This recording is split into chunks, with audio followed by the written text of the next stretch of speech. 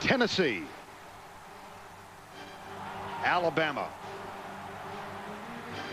the Volunteers, and the Crimson Tide, two football powerhouses molded by legendary coaches from bordering states. And on the third Saturday in October, for nearly 73 years, they have met to try to tilt the balance of power in the SEC. This season, Tennessee is once again in a frantic race for the East title. A team of both power and grace, the Vols hope a record-setting 7th straight victory versus the Tide will catapult them to another appearance in Atlanta. Alabama is a team still chasing the past. In order to stay alive in the West, a victory against Tennessee is imperative here on the third Saturday in October.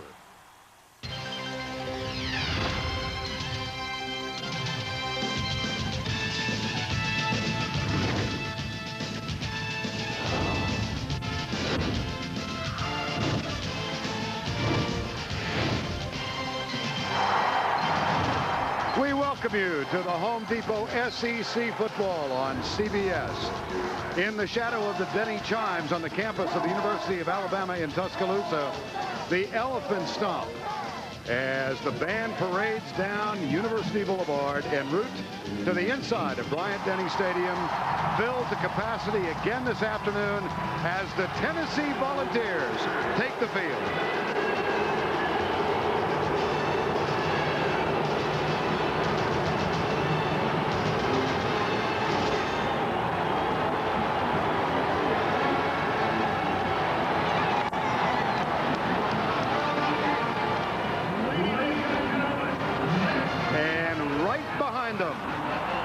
Listen to the wave and the roar as the Crimson Tide of Alabama takes the field.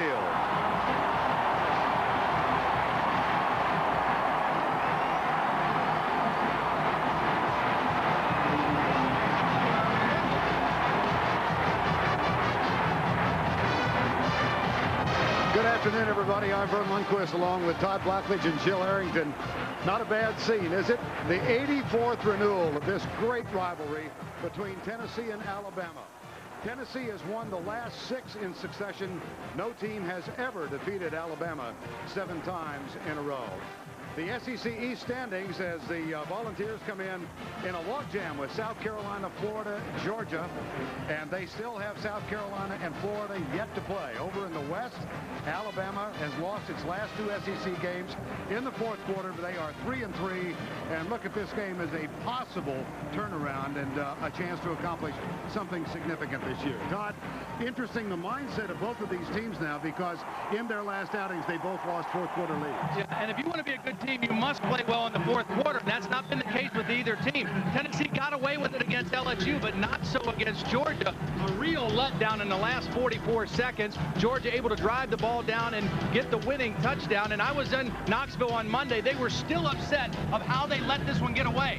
Meanwhile, Alabama has blown double-digit leads in 2 games in the fourth quarter. Last week against Ole Miss, Eli Manning threw for 155 yards in the fourth quarter. And for Alabama, their problem is their offense has disappeared in the fourth quarter, and nobody has stepped up to make a play on the defensive side of the ball. If this game gets in the fourth quarter today, somebody has to step up and make a play. I think you have the sense that the way this game is going to turn out is going to be dictated by the 2 quarterbacks. Yeah, I think both quarterbacks have to play well for their team to win. For Tennessee, Casey Clausen, he's still young, and he's getting better each week. He's 9-2 as a starter, and the best way to attack this Alabama team is throwing the football. But I think that Casey has to be particularly sharp today because his wide receiving core, including his top target, Kelly Washington, not 100%. Meanwhile, Tyler Watts for Alabama has really had a strong year as both a runner and a passer. He did not throw the ball well last week against Ole Miss, but today it's important against the #1 defense in the conference to keep him off balance, running the option, scrambling, and he must make some big plays throwing the football.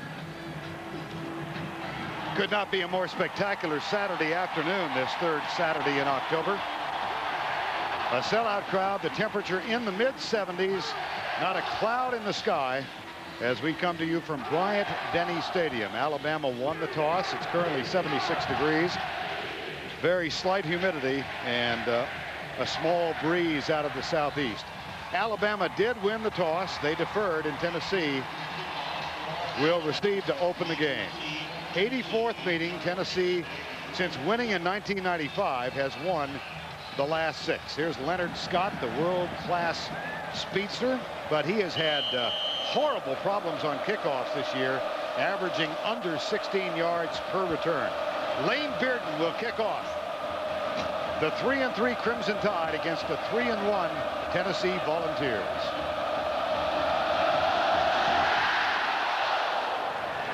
Scott moves up and grabs it at the 7. Skips out of one tackle into another, is down at the 30-yard line, but this is pretty good field position now for Casey Clausen and the Tennessee Volunteers. The sophomore from Northridge, California. It was a year ago this weekend that he got his first start for the Volunteers. You know, the thing that I'm most impressed with what Casey is doing right now is he's been very patient. I mean, he is taking what the defenses give him, and you don't expect that as from a young quarterback, but he's been very patient in waiting for his opportunities to make throws down the field. On the kickoff return, injured Alabama player. This is Adam Cox, one of the linebackers from Jasper, Alabama, down just inside the 25-yard line. Boy, you hate to see that. Adam's a senior. You know this is a big game, a huge rivalry, and he's a valuable backup. Plays a lot as an outside linebacker. Watch right here in the middle of your screen. There's Adam Cox, 31. Block in the back, and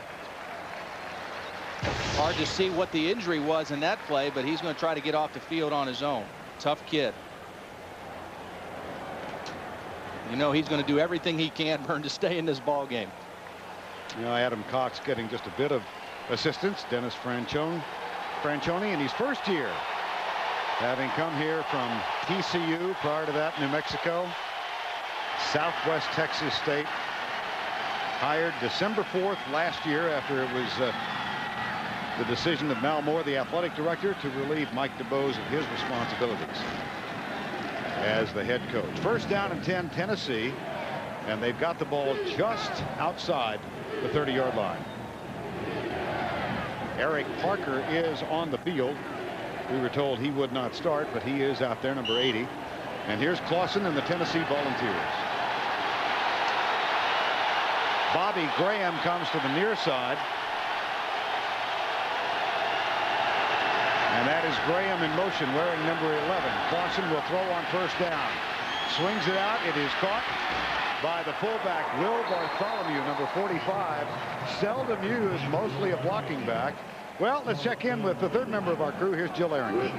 Well, Vern, this is the first time that Dennis Franchione has been a part of this Tennessee-Alabama rivalry, and he respects the tradition of this rivalry. But in the past, the players have worn orange practice jerseys. They blared Rocky Top during practice to get the team ready for this big game, but not this year. He decided to stay the course and just focus on beating this team. Thank you, Jill. Travis Stevens stuffed on second down and 3. Tackle made by Cornelius Wortham, number 16. And let's set the offense now for the Volunteers up front. Reggie Coleman back in the lineup, sat out one with an injury. Weary, Wells, Herrera, and Travis Stevens, Bartholomew in the backfield. Graham and Scott, the wide receivers. John Finlayson, the blocking tight end. New guy right here, the new nickelback for Alabama, Thurman Ward, in the ball game. Thurman Ward had a 60-yard return of an interception against Arkansas back 3 weeks ago. Aries Monroe appeared to penetrate the neutral zone. On third down conversions, you see the first game, Syracuse 0 for 14. Offsides by the defense. 5-yard penalty, and that will result in a first down. And just to complete the thought on the graphic, they have in the last 3 games 50% of their third down conversions, 26 of 52. There's Aries Monroe, who was judged to be offside. First down, Tennessee at the 41-yard line. Play fake, Clausen lobs it out. It is caught by Jason Witten, the catching tight end. And Witten plunges down to the 40, perhaps the 39-yard line. That's a gain of 20 on first down. Vern, aggressive defenses are susceptible to bootlegs, and that's exactly what Tennessee goes with. A nice play fake by Casey Clausen, hides the football. You get a defense running one way, little misdirection, and Jason Witten really starting to come on as a receiver for Tennessee. Finlayson is more the blocker. Witten, a valuable receiver. And you see the game clock showing 15 minutes. It is inoperative right now, so they're keeping the time on the field. On first down, here's the handoff to Stevens. Quick opener over left tackle inside the 35 and into the arms of Salim Rashid, number 11, with Brooks Daniels there to help. Alabama's defense, Aries Monroe, Jarrett Johnson, Kenny King, and Kendall Moorhead, the linebackers. Salim Rashid, Wortham, and Brooks Daniels, and the secondary, which, Todd, may be the weakest part of this defensive unit. Well, it's the weakest part, and I think it's even weaker today because Gerald Dixon, listed as a starter, did not participate in pregame warmups, has a stomach virus, and he was not on the field to start the football game. So problems increased for the Alabama secondary. On second down, right side, that one's caught. And that is good news for Tennessee fans as Dante Stallworth makes the catch. Injured in the first game of the season and had a good week of practice. He's wearing a small cast you can see on his left wrist. The thing I notice about the Alabama secondary is they play tentatively. They don't play with confidence. They give too much cushion. I mean, that's easy throw and catch for a quarterback like Casey Clausen. I mentioned he's patient, and he will keep throwing that quick hitch or that quick out as long as the defense gives it to him. But this Alabama secondary right now, and that was Roberto McBride that they worked on, they don't play right now with a lot of aggressiveness, a lot of confidence. They give up that cushion, and teams have really hurt them. Tennessee has used its first timeout. They stopped the clock with the ball at the 20-yard line and a first down and 10.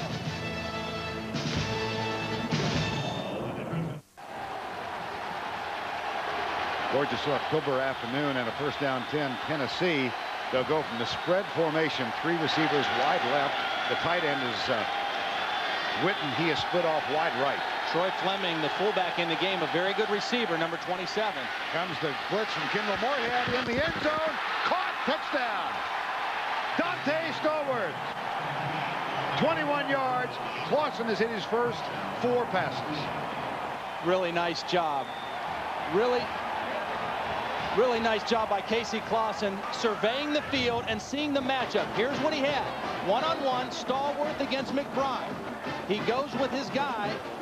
No free safety help, up over the top. Beautiful throw.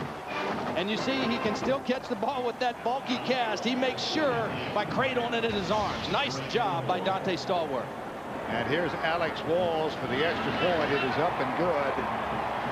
And a most impressive opening statement from the Volunteers of Tennessee. Dante Stallworth from Casey Clausen. Volunteers up by 7.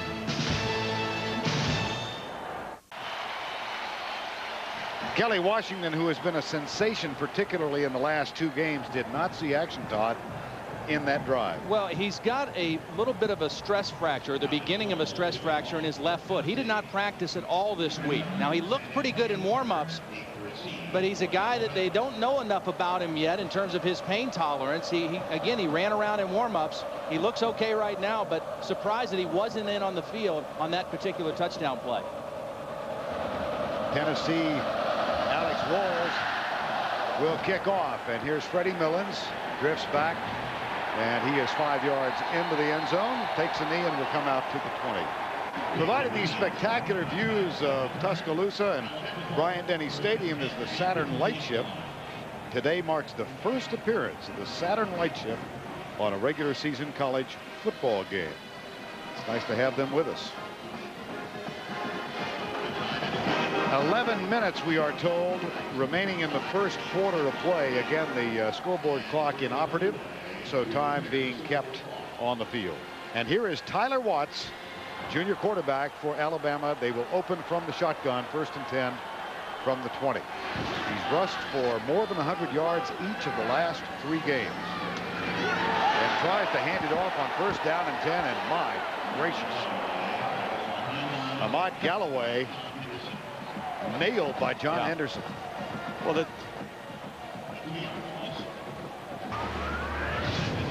now let's check the Alabama Crimson Tide offense. It's Britt Smiley, Ephraim Portis, and Mathis up front. 3 redshirt freshmen. Galloway, Lau in the backfield. Millens and Carter the wideouts, and the tight end is Terry Jones. Vern, you mentioned it. That's a key for Alabama. 3 redshirt freshmen on the front line against the best defensive line in the Southeastern Conference, maybe in the country, when they're all healthy. On second down, here's Watts, right side behind Millens, but he makes the grab at the 25-yard line. They get 7 back. And defensively for this Tennessee Volunteer team, Jackson, Henderson, the Outland Trophy winner, Hainsworth and Constantine Ritzman. The linebackers are Moore, Stevenson, and Whiteside. And the secondary, Jabari Greer, number 33, we're told having a terrific year. This is still a very talented defense, but they're playing without perhaps one of their 2 best players. John Henderson probably their best, but Will Overstreet, really the emotional leader of this defense, still out with a knee injury. Might get him back next week against South Carolina. They think probably more likely is Notre Dame. Here's the option for the first time. And Santonio Beard breaks through, first down. Alabama at the 40-yard line. This is what Tyler Watts has to do. He's got to read the defense. He's got to check to the right side to run the option, and then they're going to option this man. If he takes the quarterback, pitch the ball. And then Santonio Beard has blocks here, and the fullback. That's good execution on the option by Alabama, and a big first down. Sophomore from Nashville, Tennessee, picks up 17 yards and a first down. Alabama at the 41-yard line. Millens, the motion man again. Here's Watts, play action. Steps up, hit as he lets it go, and is incomplete. Under heavy pressure, Tyler Watts. They tried to go misdirection and get Ahmad Galloway out of the backfield, but good pressure up the field from Alabama. Again, this defensive front very, very active. That was Stevenson coming on a delay blitz from his middle linebacker position. But the pressure from Henderson is what created the disruption in the play. Santonio Beard is the only man in the backfield now behind Tyler Watts. 2nd and 10. How deep the Tennessee linebackers are playing, really trying to be aware of the option. And here is the option coming left this time. Watts keeps and is dropped after a modest gain of 2. Stevenson and Albert Hainsworth combining for the tackle. You can see right away John Chavis, one of the things he's going to try to do defensively, keep his linebackers away from the line so they can run to the football. When they see their assignment on the option, in this case Stevenson had the quarterback, he gets there in a hurry. John Chavis has had 2 weeks now to prepare for the option. When you only have 1 week and you don't see it very much, it can be really difficult, but they've had an off week, an extra week of preparation for this Alabama offense. 3rd and 9. Alabama. Galloway out of the backfield. Here's Watts looking deep. He sure does. Way downfield is Carter, and Carter has the grab. Antonio Carter.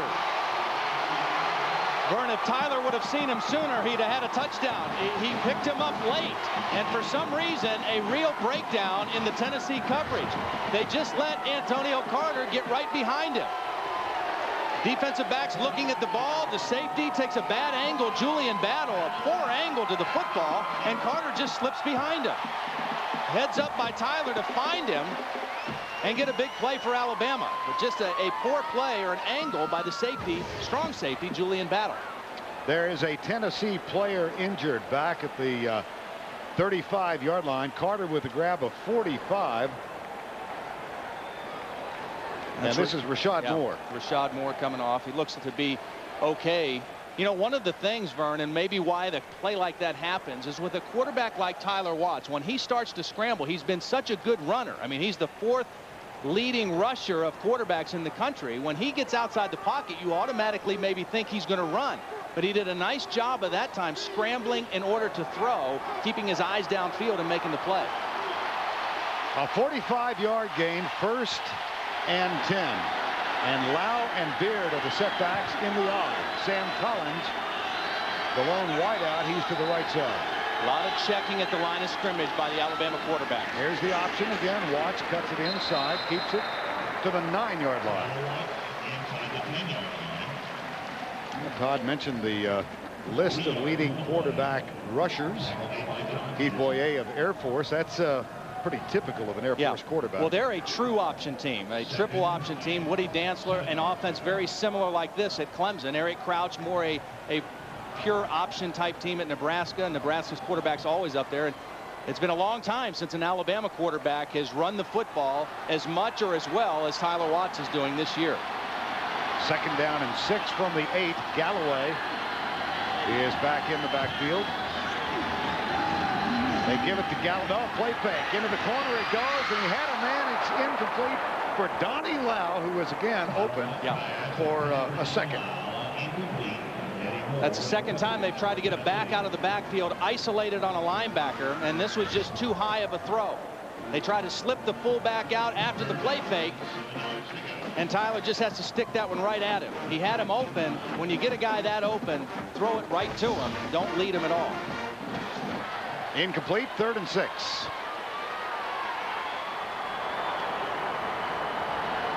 They have not allowed a rushing touchdown in the season.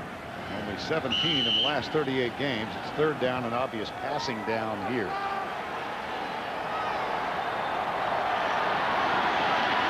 And Watts spreads the field. He's got McCadley, Carter, and Collins wide left, and Millens all alone to the right side. Watts puts it down and struggles inside the 10, gets back to the line of scrimmage.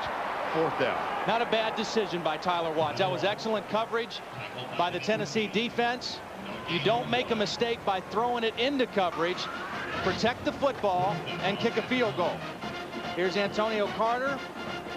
Not open at all. Jabari Greer's got him covered. Tried to move with the scramble, but that's just good coverage by Tennessee and a smart decision by Tyler Watts. Neil Thomas 10 of 13 for the season. This will be from 26 yards away out of Jonathan Ritchie's hole to put Alabama on the board. And it's perfect. The highlight of the drive, a 45-yard pass reception by A.C. Carter. Thomas for 3. It's 7-3.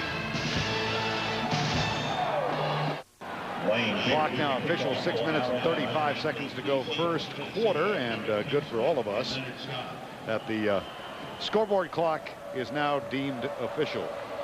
Lane Bearden will kick off. Alabama goes 72 yards, 10 plays, the highlight of which was the 45-yard catch by A.C. Carter. Leonard Scott is the deep man, got it out to the 31 on his first effort. Gathers this one at the 5.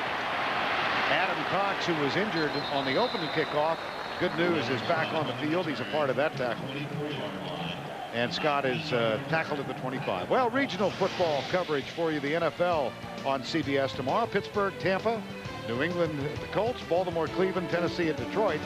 And then the late game, Denver will be at San Diego and Kansas City at Arizona. It all begins with the NFL Today tomorrow, 12 noon Eastern time. And Kelly Washington, not a part of the first series, is on the field now on 1st and 10. Up at the top of the screen. And now the key to him and covering him is trying not to give him single coverage too often.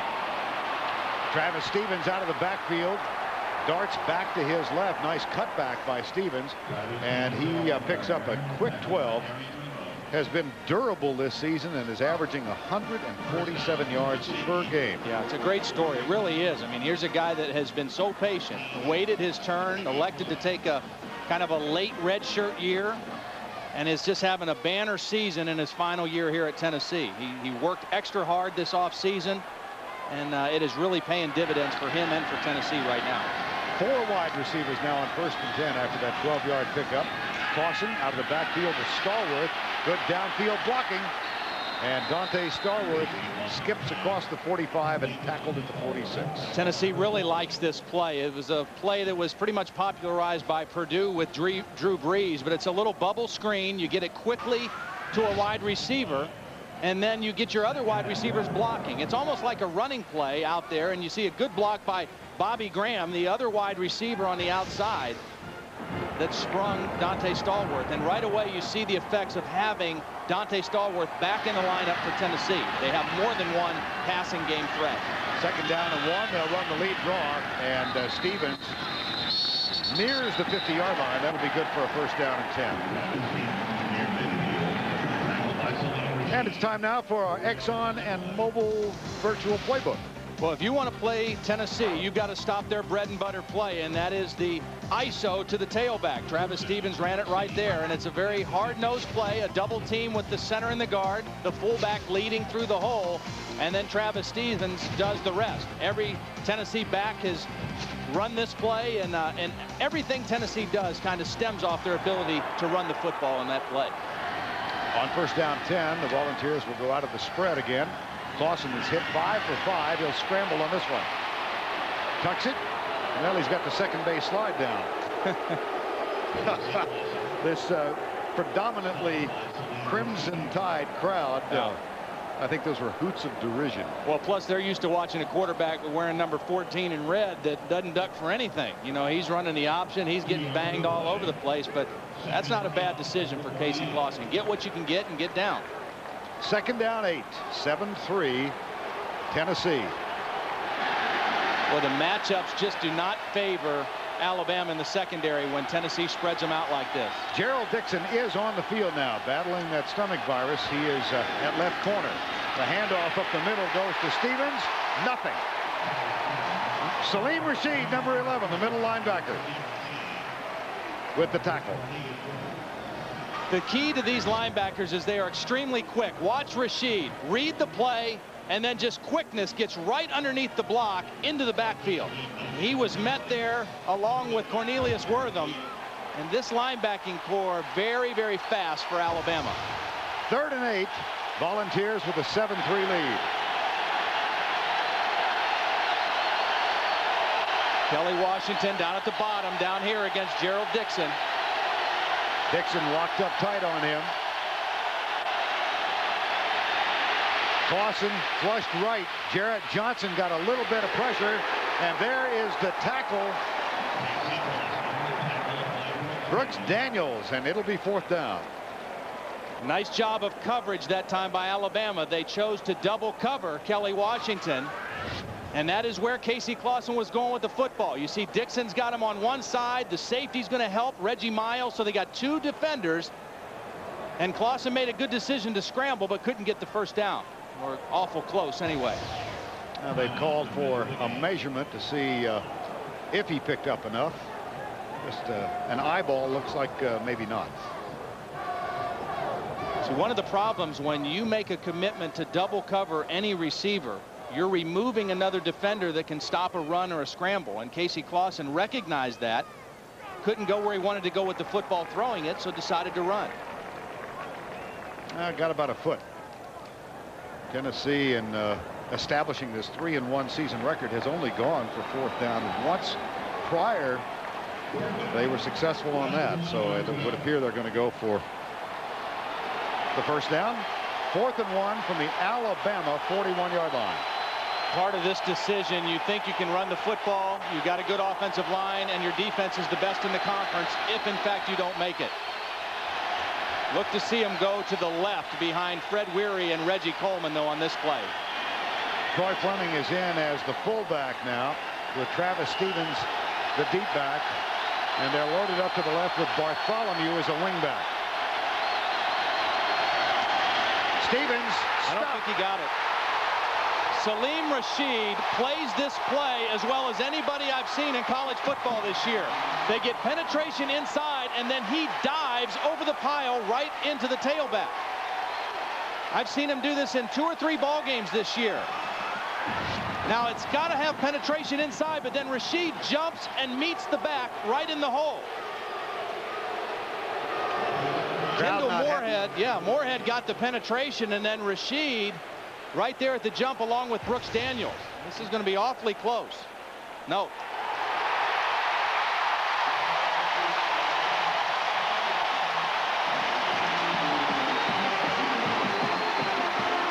A big plus for Carl Torbush's defense. This is a defense that struggles with confidence a little bit the last couple weeks. What a huge play to get the 4th and 1 stop. And Brooks Daniels and Salim Rashid, an excellent play coming over the top.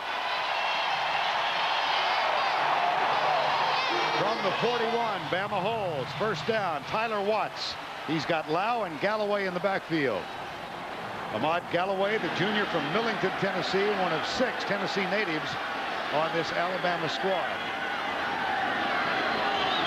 They asked the quarterback to do a lot at the line of scrimmage. Check to a lot of plays. Here's Watts, flings it for Millens over his head. Julian Battle up defensively. And it will be 2nd down and 10. We'll go back to New York and get an update. Here is Tim Brando. Vern, like Alabama, Oklahoma's last loss was to Ole Miss 20 games ago. Well, here, new starting quarterback Jason White to Mark Clayton, 45 yards, a key play that led to a White plunge. Bobby Stoops unafraid to make a change at quarterback, even though he's won 19 straight, fellas. Well, that kind of protection there, I think Tim Brando could even complete a pass. Let's not stretch this too far. 2nd down and 10. Millens will go and motion across the backfield. Watts, he's under pressure, pulls it up and manages to get 3 yards. Now 4th down, great stop from Salim Rashid. Yeah, I mean, he has really played that play well, and I think that's the only time that they got the stop. He's done the same thing about 4 times this year, but they've always gotten the 1st down. This time, they got the stop, and he celebrated. 3rd and 7. Triandos Luke, I'm sorry. This is not the situation that Alabama wants to be in a lot. 3rd down and 7 or more. They want to have a shorter yardage so they can use the option equally as much as running or throwing the football. Luke is split wide right on 3rd down. Here's the option. Oh, dangerous pitch. And Galloway is going to be nailed for no yardage at the 44-yard line.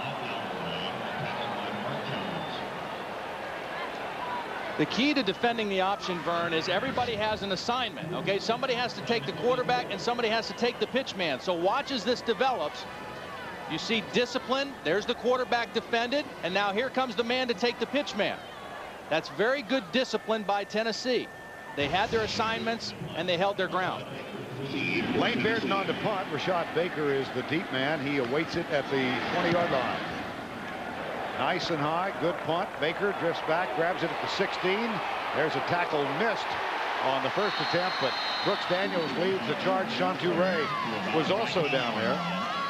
A 41-yard punt and 3 on the return for Lane Bearden. Get the scoop on the SEC and see where your team ranks in the Sportsline 117 power rankings. Just go to cbs.sportsline.com or AOL keyword CBS Sportsline. Gorgeous setting on the campus in Tuscaloosa. This, by the way, is only the 2nd time in the last 70 years that Tennessee has played this game in Tuscaloosa. It was traditional to play it in Birmingham, but the game was moved here in 1999 and will be a fixture here and in Knoxville on the 3rd Saturday in October for a long time. 2 years ago, the game played here for the first time since 1930.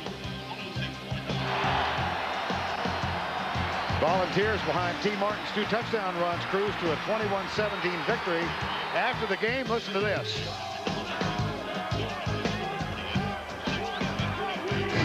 They were mocking the Leonard Skinner song of Sweet Home Alabama, and that still rankles with the faithful here among the Crimson Tide followers. 1:07 to go. Opening stanza, 7-3 Tennessee. You know, one thing about this day today, it is a beautiful day for football, but I think it's actually a little unseasonably warm. And I think teams at this time of the year are not expecting to play on a hot day. And I think early in the ball game, it'll be important for both teams to substitute and keep their guys fresh, make sure they stay up on their fluids, because normally when you get into this part of the season, you don't have many hot days left. And today is a very warm day down on the field.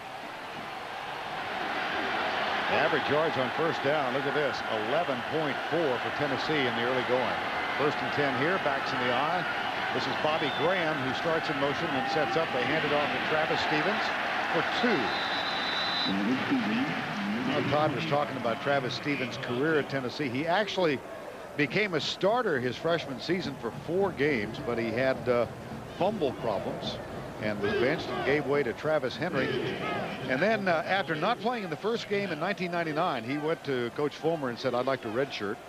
And he did. Sat out that season and patiently waited. Travis Henry last season with a brilliant year, and now Travis Stevens is having a sensational season. And I think he surprised the coaching staff with his durability.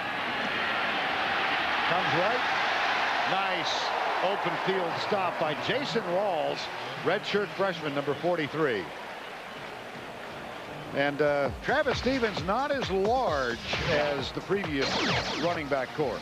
No, but look at this, though. He has actually averaged more carries per game than either of his two predecessors. I mean, he has really done a great job in the weight room in the offseason, and his durability has been the biggest surprise. I don't think Tennessee expected that. They went out and recruited about 3 parade All-Americans as freshmen this year, and none of them can get on the field because Travis is playing so well. That is the end of the first quarter with our score, Tennessee 7, Alabama 3. We'll return to Tuscaloosa after this message and a word from your local station. Welcome back to Bryant-Denny Stadium on the campus, University of Alabama. Tennessee leading 7-3 as we get set for the start of quarter number 2. And Casey Clausen and the Volunteers look at a 3rd and 7 from the 21-yard line. 4 wideouts now in the spread formation. Alabama brings 5. Clausen, perfect. First down, Tennessee at the 31-yard line. Dante Stallworth makes another grab, and a welcome back for Tennessee fans. Stallworth with the 1 touchdown so far. Todd, your first quarter impressions. Well, I think Casey Clausen is doing what he has to do for Tennessee. He hasn't missed a pass yet. He's 6 for 6. They've got Dante Stallworth back. Kelly Washington's not 100%, but Stallworth is kind of making up for it right now. Well, the Volunteers leading by a 7-3 count and a fresh series of downs now at the 31-yard line. Clausen a perfect 6 of 6. Hand off Stevens, gets a good seal block and comes left. Works his way out to the 40-yard line. Fine run and a good block on the left side of that offensive line. Auburn taking on La Tech. Tim Brando knows about that. Here's Tim. Burns, so does Alabama know about Louisiana Tech. They lost to them in 97 and 99. Now they set their sights on Auburn. A slow draw out of the shotgun by John Simon brings them to within 11. And Georgia holds on to beat Kentucky. You guys will have them in the old cocktail party next week. I think you and Spencer ought to come down and join us. 7-3. Tennessee leads it. Bartholomew and Fleming in the backfield now. Here's Clausen, deep right side. He's got man coverage and just overthrew Dante Stallworth, who had about a 1.5 feet. Nice decision, though, by Randy Sanders. It's 2nd down and 1. You like your running game. You've got one-on-one coverage. Stallworth against McBride, and he beats him right off the ball. That's all you need. That's all the separation you need. But Clausen just a little bit too far and a little bit too inside with that play. That's the 4th time now that they've gone after Roberto McBride. This is a secondary that really, they're trying to find the guys that can come up and make plays and play with some confidence, and it hasn't been easy for Alabama. Kelly Washington on McBride. The handoff goes to Stevens. He's got room. He is gone, and there are no flags down.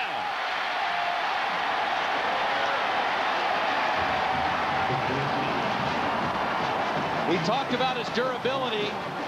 We talked about his strength and his power, and we've seen that today. This play, we see his ability to make people miss. Brooks Daniels is going to be the first guy to miss him. Number 18, right there. And then look at that move. Sticks the right foot in the ground, leaves Reggie Miles standing still, and takes it to the end zone. That is an outstanding run by Travis Stevens. 60 yards on the ground for Travis Stevens. And here is Alex Walls, and he kicks it into a sea of orange. All of the Volunteer fans gathered in that end zone. Look at the move on Reggie Miles. 14-3 Volunteers.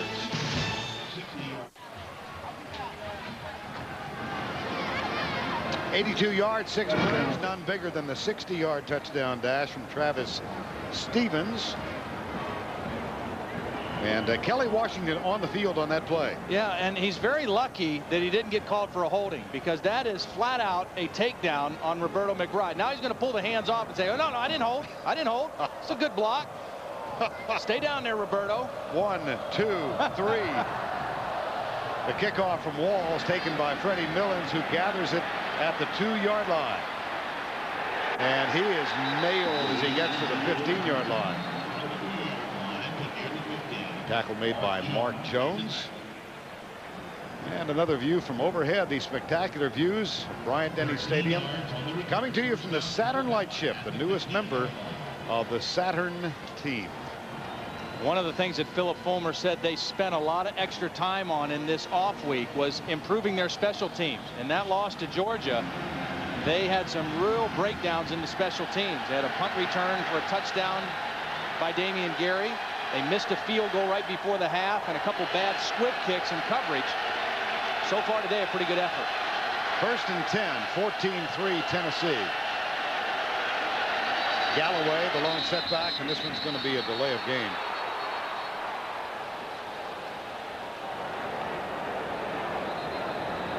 Tyler Watts, tackled by Eddie Moore. Nevertheless, the hit on the QB. Yeah. All you got to say is you couldn't hear the whistle, because obviously Tyler Watts didn't hear it, and Eddie Moore didn't hear it either. So just one extra shot on Tyler Watts. Delay of the game on the offense. 5-yard penalty. Still first down. First down's really been hurting Alabama right now, Vern. I mean, they've got to be productive on first down so that the option is a valuable weapon when they get to third down. If they're not effective on first down and they're faced with a lot of 3rd and 7 or more, it's going to be really difficult for them. And there you see, averaging a half a yard on first down in the ball game. Out of the spread on first down 15. A pump, and Watts has a little room now coming to the right side. Flag down though, Vern. Yep, back at the 3-yard line. In the spot where you would anticipate holding on the Alabama offensive line. And this one might negate a 16-yard scamper by the quarterback, Tyler Watts.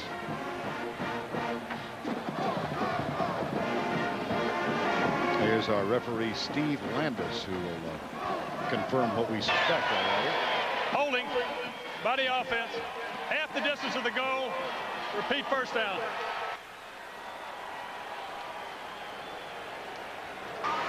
Take another look at this touchdown run from Travis Stevens. Well, the key for Alabama, they had everybody crowd around the line of scrimmage, so there was nobody once Travis Stevens got past that first line. And just, again, terrific move on the safety Miles. Out of the eye with 3 wideouts. It's first down and 20 from the 5. Handoff Galloway. Another flag thrown on the far side of the field.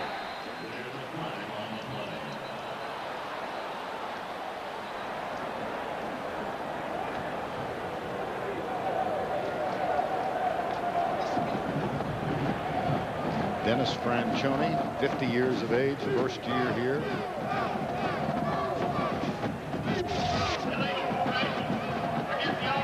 Illegal formation against the offense. Well, Franchione, you might have heard Tim Brando's conversation with Dennis Franchione on the pregame show, where he referred to him as the captain of the turnaround. He has done a terrific job at every stop along the way. And he's done it in tough places. I mean, places that have not traditionally been easy places to go in and win, particularly New Mexico and TCU, and has done an outstanding job. And one of his trademarks has been disciplined football teams, and right now the 4th penalty already in this game against Alabama. Play fake, pressure, Watts over the middle to the tight end, Terry Jones Jr. What a huge play. Great play by Tyler Watts, knowing he's going to get hit, and a heck of a catch by Terry Jones in the middle of the field. It's a blitz by Tennessee. Watch the hit that Watts takes right as he gets rid of the football. And Terry Jones reaches back and makes the catch.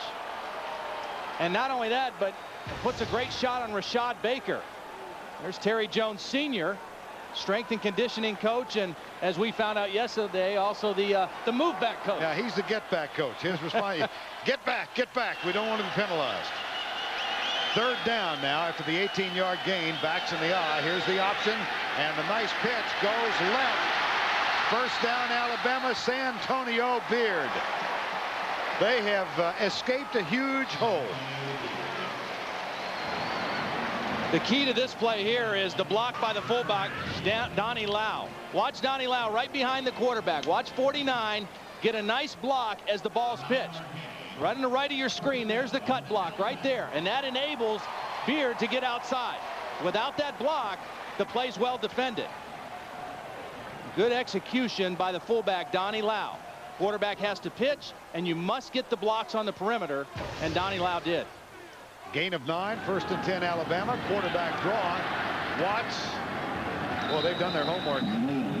This extra week off, Tennessee looking very well prepared defensively for the most part. Now let's go back and check in once again with Tim Brando. All right, fellas. Oklahoma's Ronaldo Works. Well, Tulsa's Booker T. Washington High, former home of Spencer Tillman, can be awfully proud of this young man. Takes it in from 17 yards, 24-7, the defending champions over Baylor in the second. Back to you. Now, thank you, Tim. As we went away, you saw an indication that a flag had been dropped, and this will be a penalty against Tennessee. Take a look at the end of the play. It's John Henderson, a little tangled up, and Wesley Britt. They got the personal foul was on Tennessee. I don't think it was on Henderson there. It must have happened somewhere else. No, that was just a poor version of a Tennessee waltz. Yeah. A couple of dancing bears. 1st and 10 after the flag, and the ball is out at the 50-yard line. 14-3 with 12:20 to go in the first half of play. There's the option again. Watts, good pursuit. Nice job defensively by Tennessee. One of the things that totally destroys an option is penetration into the backfield along the line of scrimmage. In this case, Constantine Richmond, the guy who is in there for Will Overstreet, got great penetration right across the line, and Tyler Watts nowhere to go with the football. No gain on the play. 2nd and 10. Loss of 1, 2nd down, 11.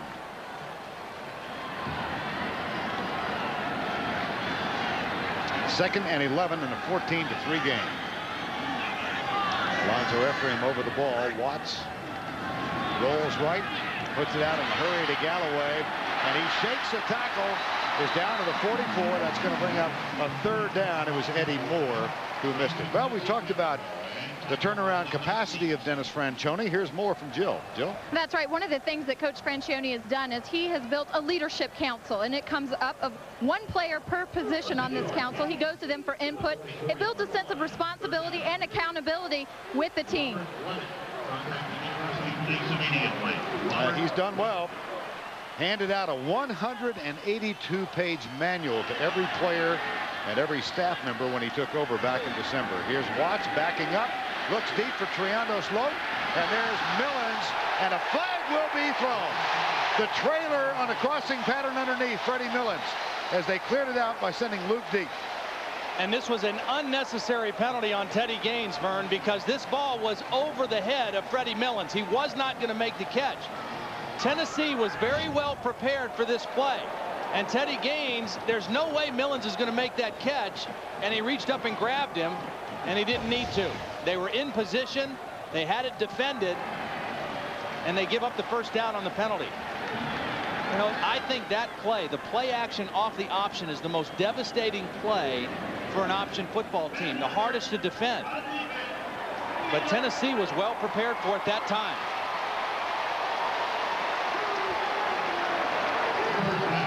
Philip Fulmer in his 10th year as the head coach at his alma mater. See, what Philip's saying is that was not a catchable pass. He wasn't going to be able to make that catch.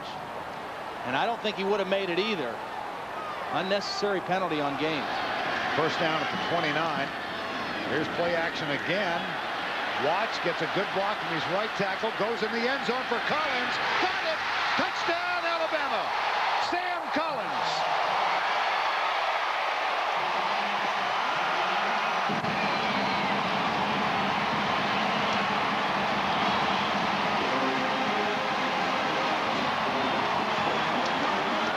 This is a great case of a receiver adjusting with his quarterback when he scrambles. Sam Collins is running down the field on a post.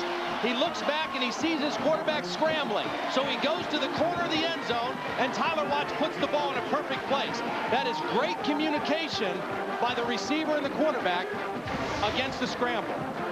29-yard catch, 2nd of the season for Sam Collins. Neil Thomas hammers home the extra point. He caught his first career touchdown pass last week against Ole Miss. He gets his second one today against the Volunteers. CBS Sports coverage of the Home Depot SEC football will continue after this word from your local station.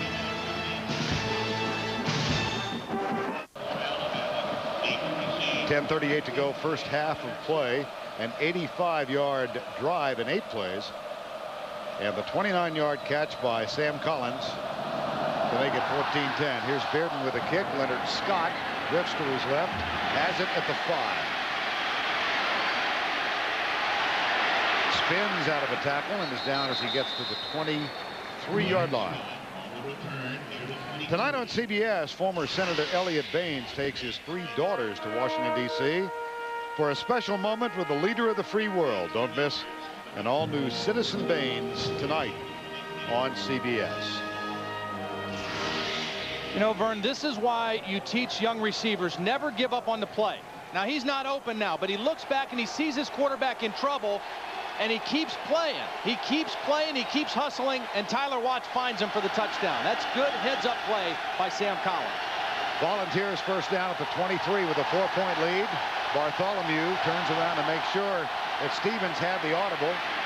And a nice job by Travis Stevens of darting to his left and then back to his right into the hands of Charles Jones, number 20. And one of the things that you see with Travis Stevens that you did not see with Travis Henry or Jamal Lewis is his cutting ability. I mean, this is a guy that can really put his foot in the ground, change directions without losing speed, and make people miss. And he's coupling that with some toughness that I don't think a lot of people in the SEC thought that he had. Well, 41 carries against Arkansas, 34 against LSU, and 30 against Georgia. Second down. Left side it comes, a little screen pass, and it's caught out here on the left. All the way out to the 43-yard line. Montrell Jones, a highly touted freshman, and that is his first catch of the season. Herschel Walden and Salim Rashid made the tackle for Alabama. Streaky series. Well, Tennessee won undefeated in 6 games rather back in the early 60s. You see, most recently Alabama had gone 9 in a row with an unbeaten streak, and now Tennessee going after its 7th. There's Bobby Graham in motion. Clausen puts it on his hip, gets a block, puts it out into the flat, and it is caught by his big tight end, John Finlayson. That's his first catch of the year for the 3-time academic All-SEC player. And I think it's a good call by Randy Sanders, because normally when Finlayson's in the game, you expect run. He fooled him up a little bit and called the bootleg that time with Finlayson in the game and not Witten. He's a big guy, 6'4", 275 pounds, excellent blocker, and showed some ability as a receiver on that play. Already has graduated from Tennessee with a degree in agricultural economics. Here's the stretch of the chain and a first down, Tennessee. 8:58 to go. Well, Volunteers have won 6 in succession against Alabama. That equals a string that goes back to the turn of the last century. First down and 10. Vern, Casey Clausen's really playing well in this ball game. I mean, he is managing the game. He's playing with poise, and he's been very accurate throwing the football. They give it to the deep back, Stevens. Look at that strength. Yes. I mean, again, we talked about he's got the ability to make you miss, to change directions, and that time he's dragging defenders for about 5 yards. Well, the highlight of your week every Saturday afternoon. It is time now for our question of the week. Aside from Tennessee, who was the only other team to defeat Alabama 6 straight times? You and I know this one. Yeah, we don't have to guess. Just the depth of our research. Second down. Here's the reverse. Coming left. Nice job by Jones. Charles Jones stayed home and made the tackle. He did, Vern. Excellent point. Tennessee thought they could fool him that time. Tennessee thought they could catch him off guard, catch him chasing the play, but watch Charles Jones stay at home and defend the reverse. He reads it, He stays in a breakdown position, and he makes a nice open field tackle. 3rd and 4.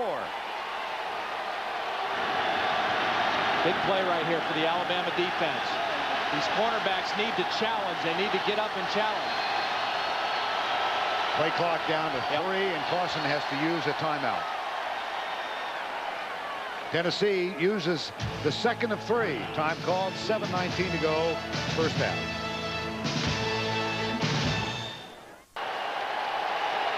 Thank you, Tim. 3rd down.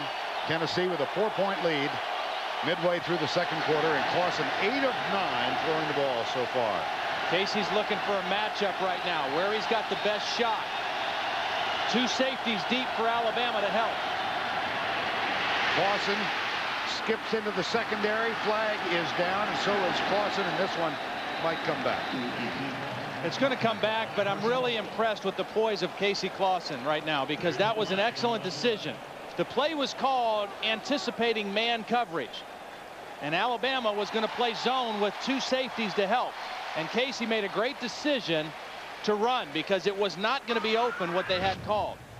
He's thinking man to man. It's not there. He sees the middle open up, and he runs for the first down. He's not a very gifted runner, but he knows where the first down was. Well, that wipes out the first down. Clausen, as we mentioned, the sophomore made his first start, came on in place of a struggling A.J. Suggs last year in this game. So a year ago this weekend, he's 9-2 as a starter. 7-1 in the SEC. And he is getting better and better each week. Kelly Washington in the ball game down here at the bottom now against Herschel Bolden. Dixon lays off the receiver, top of the screen. So does Roberto McBride. Here's Clausen back. Stunts by Kendall Moorhead, and this one's going nowhere. Going nowhere. Victor Ellis, another of the Tennessee seniors, native of Chattanooga. Well, you know, that's exciting for him to make a play. The screen pass is the play. They're going to Fleming, and here's Victor Ellis right here. Watch him read the screen. He's got man-to-man on Fleming, so he is right there to make the play. The screen pass was the play that gave them the lead over Georgia late in that ball game 2 weeks ago. Alabama ready for it there. First punt, Dustin Colquitt. He has not had a good season, and he had a particularly ineffective game against Georgia, but this one, a very nice punt deep. And Antonio Carter makes the tackle. Here's Colquitt, freshman. Had a net on 8 punts of 22 yards in the loss to Georgia 2 weeks ago. 6:23 to go, first half.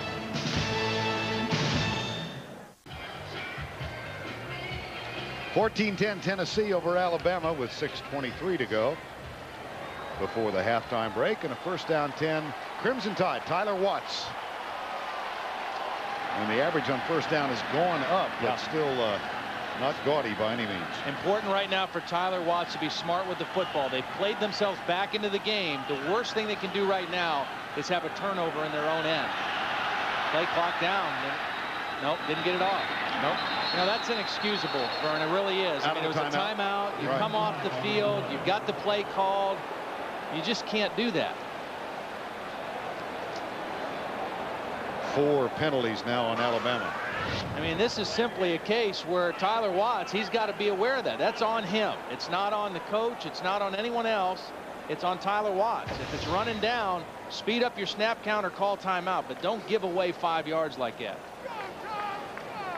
Now, this has been an off penalized Alabama team. 55 coming in, so 59 for the season now in this 6.5 games. Beard is the deep back. He gets the handoff, and Santonio Beard breaks a tackle, breaks another, and punches it out to the 25-yard line. That's a gain of 11. A reminder that tomorrow at noon Eastern, it's the NFL Today on CBS. Jim Nantz in the game for all the latest news and information. Leslie Visser has an exclusive interview with Patriot wide receiver Terry Glenn. Deion Sanders travels to Tampa Bay. The Bucs struggling to stay afloat, meet preseason expectations. Now, who's going to be quiet and listen in that conversation? Deion and Keyshawn. Second down. 2nd and 4. Backs in the eye. Here's the option. The pitch back. Santonio Beard. He gets a block from Donnie Lau. Out of bounds with 5:33 to go. A gain of 14. You mentioned the block by Donnie Lau, but also a great block by the backup tackle, Atlas Harrion, number 75. Watch this block here by the tackle on the side of the play. He gets engaged with Eddie Moore, and he won't let go. He just keeps riding him out, then he turns him over to Lau, and Beard picks up the first down. Excellent block on the outside. Freddie Millens also with a block on the cornerback. 5:33 to go before the break. Backs in the eye on 1st and 10. Beard has picked up 51 yards. Here's the give to the fullback, Donnie Lau, and there is nothing there. Junior from Laverne, Tennessee. Well, we asked the Aflac question, and here is the answer. Aside from Tennessee, the only other team to defeat Alabama 6 straight games, and it is Sewanee University, now called the University of the South, and they did so from 1896 to 1911. They're now a Division III school playing as the University of South in Sewanee. 2nd and 10. You knew that. I did know. You knew that one before we put it. Here's Watts. In and out of the hands. A little high. It's been high a lot, Vern. You know, he made the great throw to Sam Collins for the touchdown, but that's about the 3rd or 4th throw that he's made too high. And it's not because of pressure. He's just got to kind of get his feet set and make a better throw.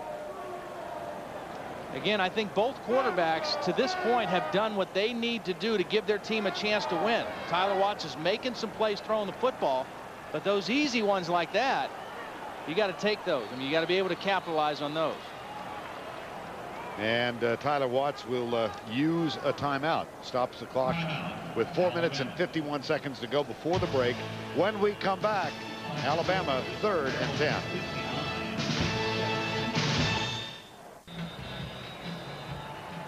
.451 to go first half. 3rd and 10. Alabama trailing by 4. And they really have to be careful here, Vern. I mean, they're 3 for 5 on 3rd down. Tyler Watts can't force the issue here. If he's got it, take it. If not, punt the football and try to play defense here the rest of the half. Little half roll to the left. He finds Galloway one-on-one.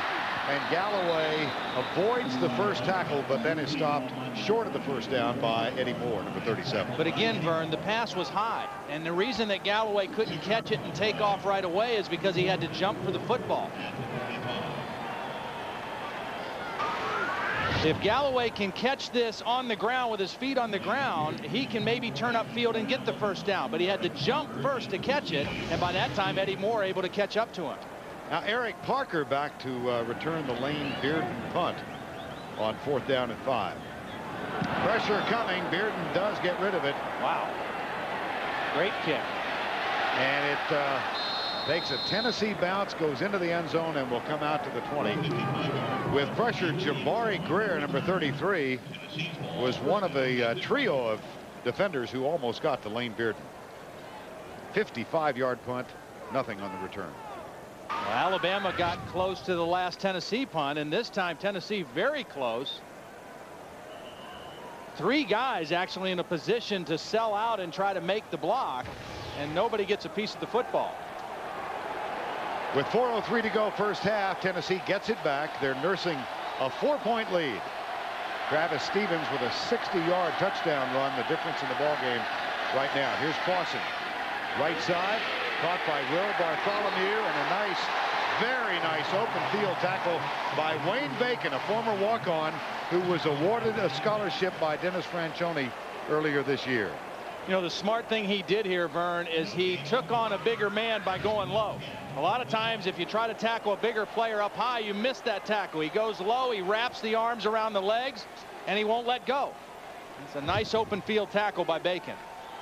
Bartholomew with his 2nd catch in the game, but this one for no gain at 2nd. Well, they're going to get him a yard. Make it 2nd down and 9.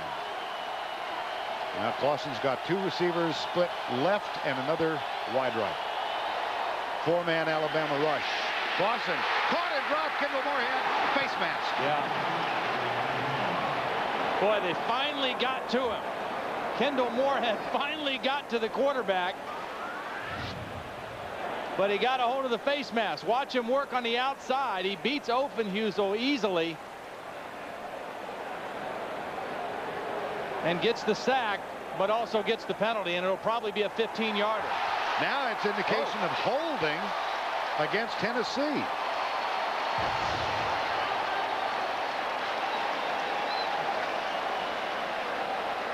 Well, that was the official indication from Steve, the preliminary indication rather. From here's the call. We'll let them sort it out. Yes. Holding by the offense. Penalty refused. Third down. The hold was on the other side, Vern. Reggie Coleman working on Todd Bates, the true freshman. Here's where the hold is going to occur, and then the sack's going to occur from this side. Todd Bates, good quick pass rusher, taken down by Coleman. Had his hands around him, and Moorhead gets credit for the sack. 3rd and 13.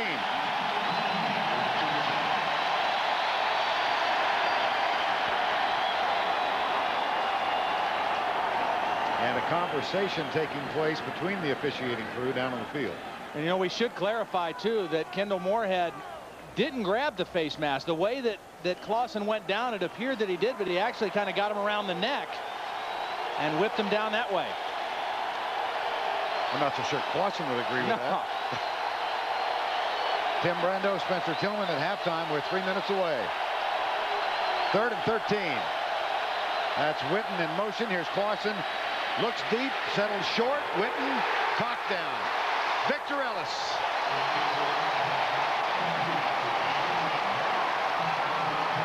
Vern, you already said he's from Chattanooga. He played at Red Bank High School, and the 6'2", 240-pound senior has made a couple big plays for this Alabama defense today.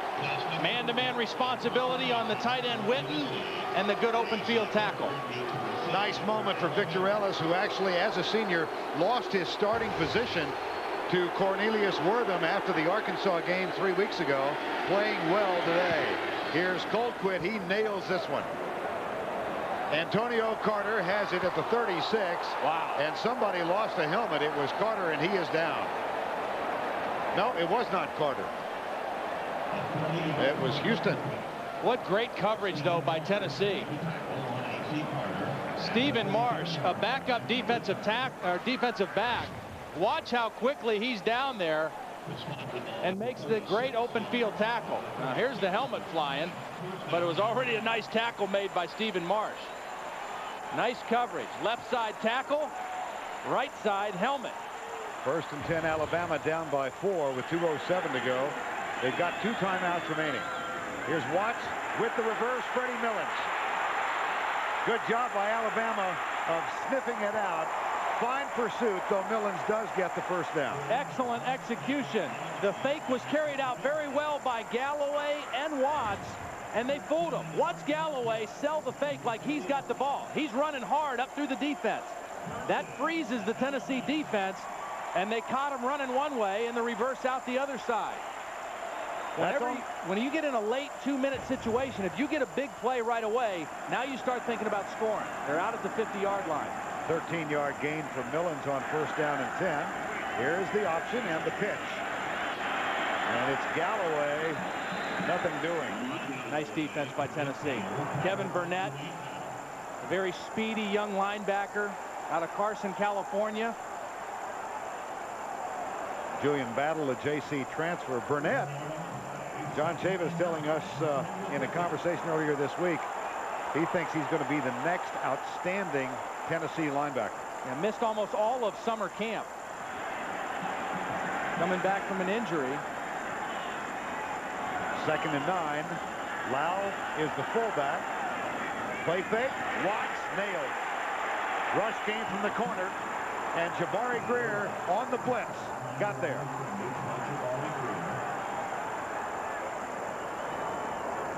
Play action pass against this kind of a blitz. Here's the blitz. Now, I think the tailback has to take him. The tailback, Santonio Beard, he has to give up the fake and block that blitzer. And I don't think Santonio Beard saw the blitz coming from the outside, and the quarterback paid the price for it.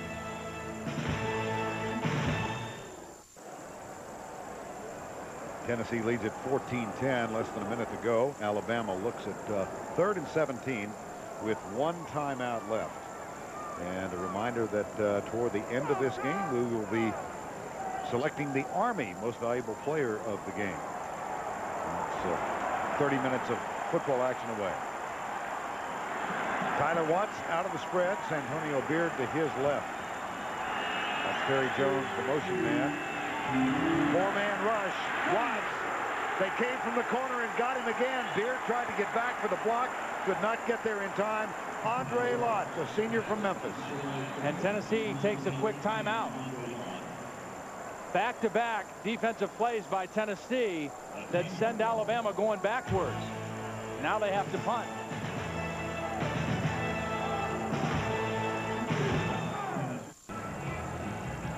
Recall that Alabama will have to punt. Tennessee used 2 timeouts earlier. They've got 1 left, 39 seconds. Out of timeouts, beg your pardon. There's the punt.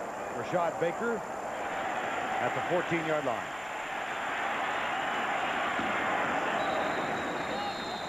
And he is stopped across the 20 after the 23 with 25 seconds to go.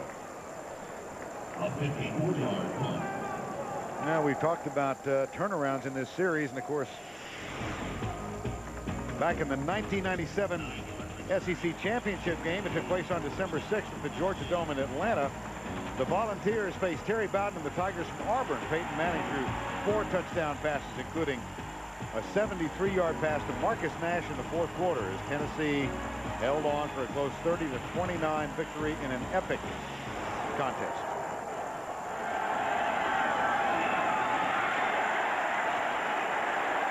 And there's what appears to be the final play of the first quarter. And a reminder, of course, that we are pleased to be able to televise the championship game this year.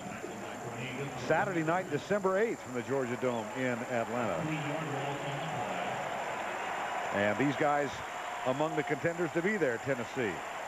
Georgia won big today, coming from behind to knock off Kentucky.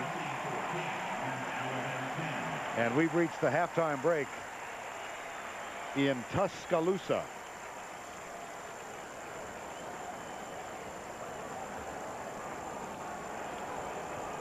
Little conversation with Dennis Franchione and Steve Landis, and we go down to Jill Arrington.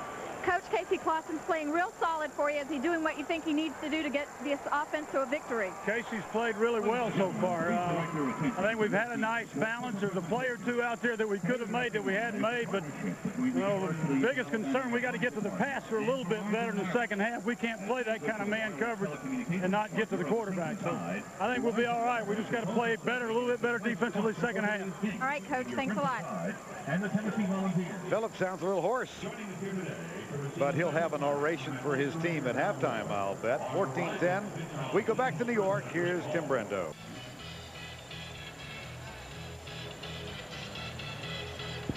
Welcome back to Bryant-Denny Stadium on the campus of the University of Alabama in Tuscaloosa. We get set for the start of the second half. 14-10, Tennessee with the lead. And the Alabama Crimson Tide will receive the kickoff to open the third quarter. Freddie Millens, the deep man of 2. He's joined back there by Antonio Carter. AC with a 45-yard catch to set up the only Alabama touchdown. And that was it. 1 catch for him, 1 catch for Freddie Millens, a 7-yarder in the opening series for Alabama. And those 2 guys, very much 2 of the playmakers for Alabama. It would be important for them to play big in this second half. Alex Walls will kick off for the Tennessee Volunteers, trying to win for the 7th consecutive year against the Crimson Tide in this 84th meeting and the 2nd in 3 years in Tuscaloosa. Millens near side at the 4 and down at the 19-yard line. as we get set for the start of the third quarter, 14-10, and Travis Stevens with a 60-yard run. What do you think about the tempo of play so far? Well, I think it's been a very well played game, Vern. I think both teams have done what they needed to do offensively and defensively. And interesting, not a turnover in the first half, not a breakdown in the kicking game. One of those two things could be the difference here in the second half. And when Tennessee has the ball, we mentioned Millens. I think Kelly Washington, a big mystery right now, too. They're number 15, 0 catches in that first half. Terry Jones starts in motion, now goes back on first down and 10. Here's the handoff. It goes to Santonio Beard, the freshman running back, who is seeing a lot of action in this game. And let's break it down statistically for you at the break. The end of the first half. Todd mentioned no turnovers by either team thus far. And you see the rushing yards highlighted. Coming into the game, Alabama #1 in the conference in rushing, Tennessee #2. Alabama's numbers not great, but already more yards than Tennessee has given up per game coming into today's ball game. I formation on second down. Option play, Watts with a pitch. Beard, he gets a kick out block from Donnie Lau. And is tackled at the 27-yard line. Tackle made by Keon Whiteside. Once again, let's go back to New York. And here's Tim Brando. Alabama knows all about Auburn, Vern, and now Auburn's finding out. Luke McCown, who's thrown for 381 yards today, 23 yards to Delwyn Daig. He does get into the end zone. This ties the game. Auburn is trying to get Damon Duval in position for a winning field goal with 24 seconds left. Wow. How many times can they go to the well? Well, if he kicks it, it'll be the 4th straight game for Damon Duval. Here's a pass deep side. Billings got it. Still loose. Still loose. Now he's not.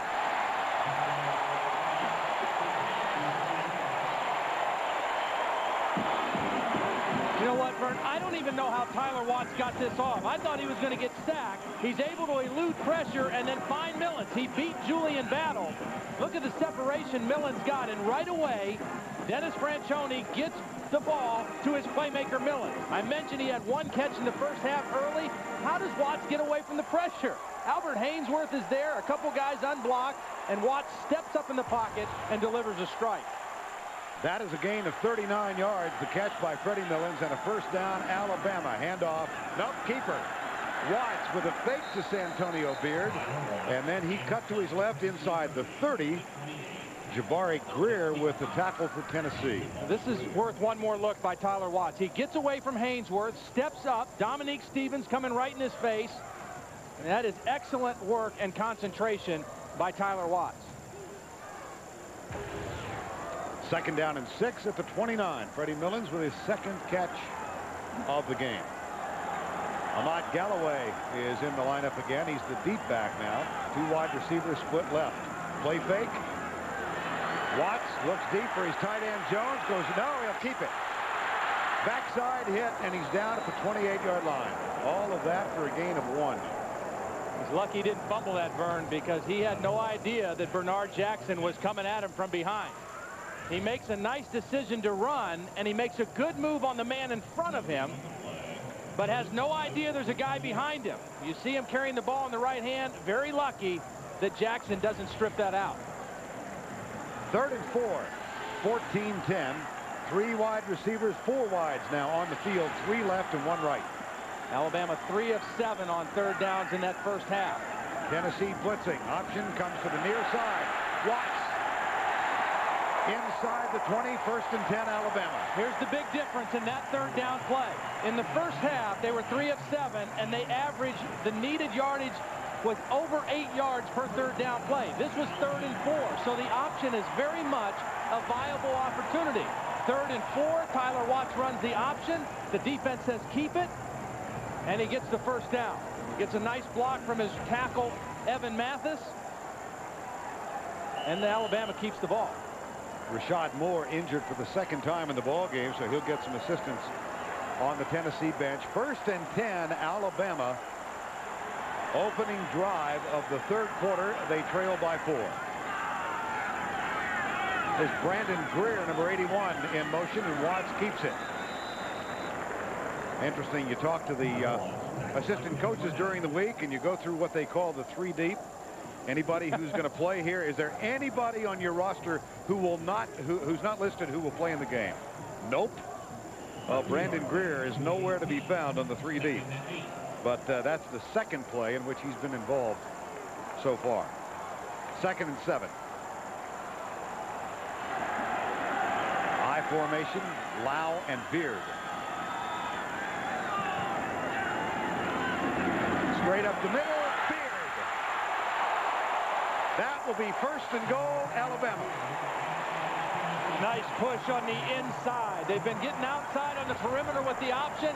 Watch the inside blocking right here. The center, Ephraim, drives his man completely out of the hole. Then a missed tackle by the linebacker, Dominique Stevenson.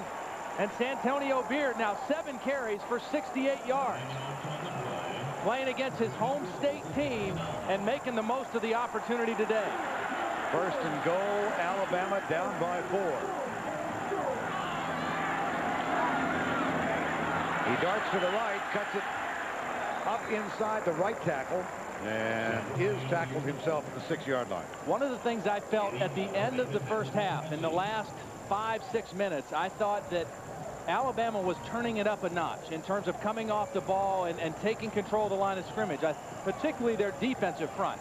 So far here to start the 3rd quarter, Alabama's offensive line turning it up a notch as well. They're taking it right at Tennessee right now, running the football. 2nd and goal from the 7. Sam Collins in motion, wide to the left. Play fake. Watts got a man. Collins, touchdown!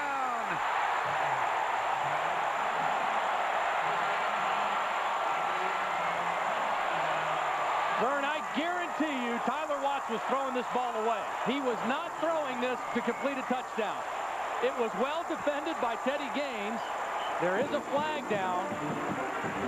Watch Tyler Watts. He comes out of the play fake. He doesn't see what he likes. He thinks run. No, just throw it away and don't take a sack. And Collins, again, adjusts to the football. He's not open there. He drifts. And again, I think Tyler Watts is trying to throw that out of the end zone to avoid the sack. He comes away with a touchdown. Well, there is a continuing discussion about the flag, but I believe the flag has been picked up. We've had no explanation yet from Steve Landis. You know that old saying, sometimes it's better to be lucky than good? Yep. Tyler Watts was dead. Unsportsmanlike conduct on the defense. Touchdown is good. Penalty will be enforced on the extra point. Boy, oh boy. Neil Thomas with the extra point. It appeared the penalty might have been called on Amari Hand for a late hit. There's Thomas's extra point, up and good. Sam Collins, first touchdown of his career last week. He's doubled that today. Alabama by 3. Cause for celebration for Big Al. Whoops. Alabama leads it by 3. Lane Bearden will kick off for the Crimson Tide. An 80-yard drive. The touchdown, Sam Collins, 6 yards out. Tinsley and Scott, the 2 deep men now for the Volunteers. Leonard Scott takes it at the 3. Got a little room. Knocked down as he gets near the 30-yard line. As the kicker. By the kicker, Lane Bearden. Well, let's go back and look at that touchdown catch by Sam Collins. Well, 2 times today we've seen Sam Collins adjust to his quarterback who's under duress. He's not open on the little out route, but he sees his quarterback just try to get rid of it, and he adjusts to the football and comes down with the touchdown catch. Collins is a guy who 4 career records, receiving records, he broke in his high school. Mom, Dad, and his brother all attended Alabama, and he is definitely going today. First down and 10, flag. Bert, I'm going to tell you what's happened in this game now. I made the point in the last 5 minutes or so of the first half, the Alabama defense turned it up a notch. They got more physical. In the first few minutes of this half, False start by the offense. 5-yard penalty. Still first down. In the first few minutes of this half, the Alabama offense has gotten more physical. And what that's done is it has kind of sent a shockwave through this crowd and got them electric and back into the ball game. Clausen now with the Volunteers, first down and 15. That's Bobby Graham, number 11, in motion. And here's Clausen. Gets a block from Fred Weary on Kendall Moorhead. That allows him to turn the corner and get 5 back. And do we have a hit? Yep. We do. Late hit on Brooks Daniels. Well, we've seen a couple unnecessary penalties. This was unnecessary by Alabama. Good defense, forced the quarterback to run out of bounds. Just don't need to take that extra shot. Daniels, the sophomore from Jasper, Florida, and here's the indication. After the ball was dead, it was a personal foul against the defense. That's a 15-yard penalty and an automatic first down. Carl Torbush, former head coach at North Carolina in his first year. Can't be pleased with that. I mean, Casey Clausen is having a nice ball game. Don't give him any help. He's 11 of 12 for 103 yards and a touchdown. You force him out of the pocket. Don't hit him late. First down and 10. Again, Kelly Washington remains on the bench. Here's Clausen rolling out with a lot of room. Fires it out, incomplete. Just to go back to the story of the 22-year-old freshman who played minor league baseball for 4 years, Kelly Washington, with an almost unbelievable performance. 11 catches against LSU, 236 yards. Came back and had a big game against Georgia, but is bothered by a sore foot, we are told, and did not practice this week. It's the beginning of a stress fracture in his left foot. You see 29 catches, clearly the leading receiver. They've played almost the whole year without Dante Stallworth. Now they got him back, but Washington a non-factor today. Stevens and Bartholomew in the eye. And this will be Travis Stevens. Nothing there. Third down. And for more on Kelly Washington, let's check in once again with Jill Arrington. Well, as you see, he's heading out on the field right now. They have told me it is not a medical decision that he is out of the game. He just hasn't gotten in there to get too many touches, but they're looking to get him in this half, so let's see what he does. But, Jill, that's ridiculous. I mean, if he's healthy and if he can play, why not throw the football at him? I mean, he's been spectacular the whole season, and they've played 30 minutes and haven't thrown the ball at him one time. That makes no sense to me. Gerald Dixon is defending him, and he comes up to play a little bump and run. Top of the screen. Blitz. Clausen watching Dante Stallworth. No flag. Incidental conduct. It'll be fourth down. Nice play by Charles Jones, and this is a free safety having to play man-to-man coverage. They're going to the slot. It's a blitz, so that puts a safety in man coverage. Got away with a little contact, but still good position by Charles Jones, the sophomore out of Waynesboro, Georgia. On fourth down, Dustin Colquitt will kick it away to Antonio Carter. Millens and Carter sharing that punt return duty. Here's Colquitt, nice and high, but fairly short. And Carter, no, boy. Oh, hearts aflutter throughout Tuscaloosa. There hasn't been a turnover yet, and there hasn't been a breakdown in the kicking game. We almost had both in one play. 17-14 with 8 minutes and 18 seconds remaining. Third quarter. 8 minutes and 18 seconds remaining third quarter from Tuscaloosa. Bryant-Denny Stadium, more than 80,000 on a splendid third Saturday in October, the 84th meeting between these interstate rivals. A large contingent of Tennessee fans having made their way south from Knoxville, and they find themselves trailing by 3. Watts goes deep right side for Millens, man coverage, and double comes over. He makes the catch and is down. No, now they're going to say incomplete. Heck of an effort, though, Vern. I mean, this was not a very well-thrown ball by Tyler Watts. But as you see so often, the offensive guy is the aggressor. He finds the football before Andre Lott does, adjusts to it. And that I'll tell you what, Vern, I think this is a catch. And I think I think it's a fumble. Yes, I don't think, you know, actually Alabama's probably lucky because that should have been a catch and a fumble. It is called incomplete, 2nd down and 10. Option left side, pitch back. Santonio Beard came into this game with 163 yards for the season, and he's gotten more than a quarter of that total here in this ball game. Midway through the 3rd quarter. Let's take another look at this catch or no catch by Freddie Mullins. Well, it's ruled an incompletion, but it looks to me like he had possession of the ball before he went to the ground. Close call to make, and as it turns out, a good call for Alabama. I will say this, if this were, as some folks refer to it, the next level, we'd be in the midst of about a 12-minute delay right now. 3rd and 9. Right side, that one sailed and is high again. It's happened to him a multitude of times today.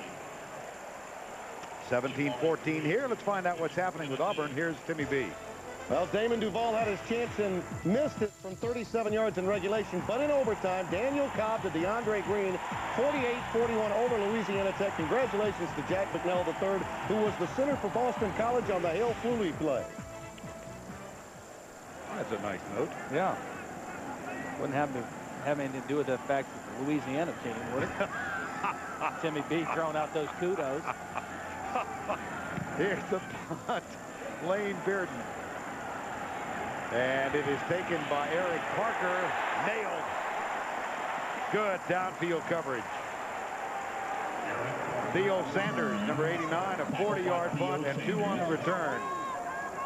7:19 to go. 3rd quarter of play. Crimson Tide lead the Volunteers.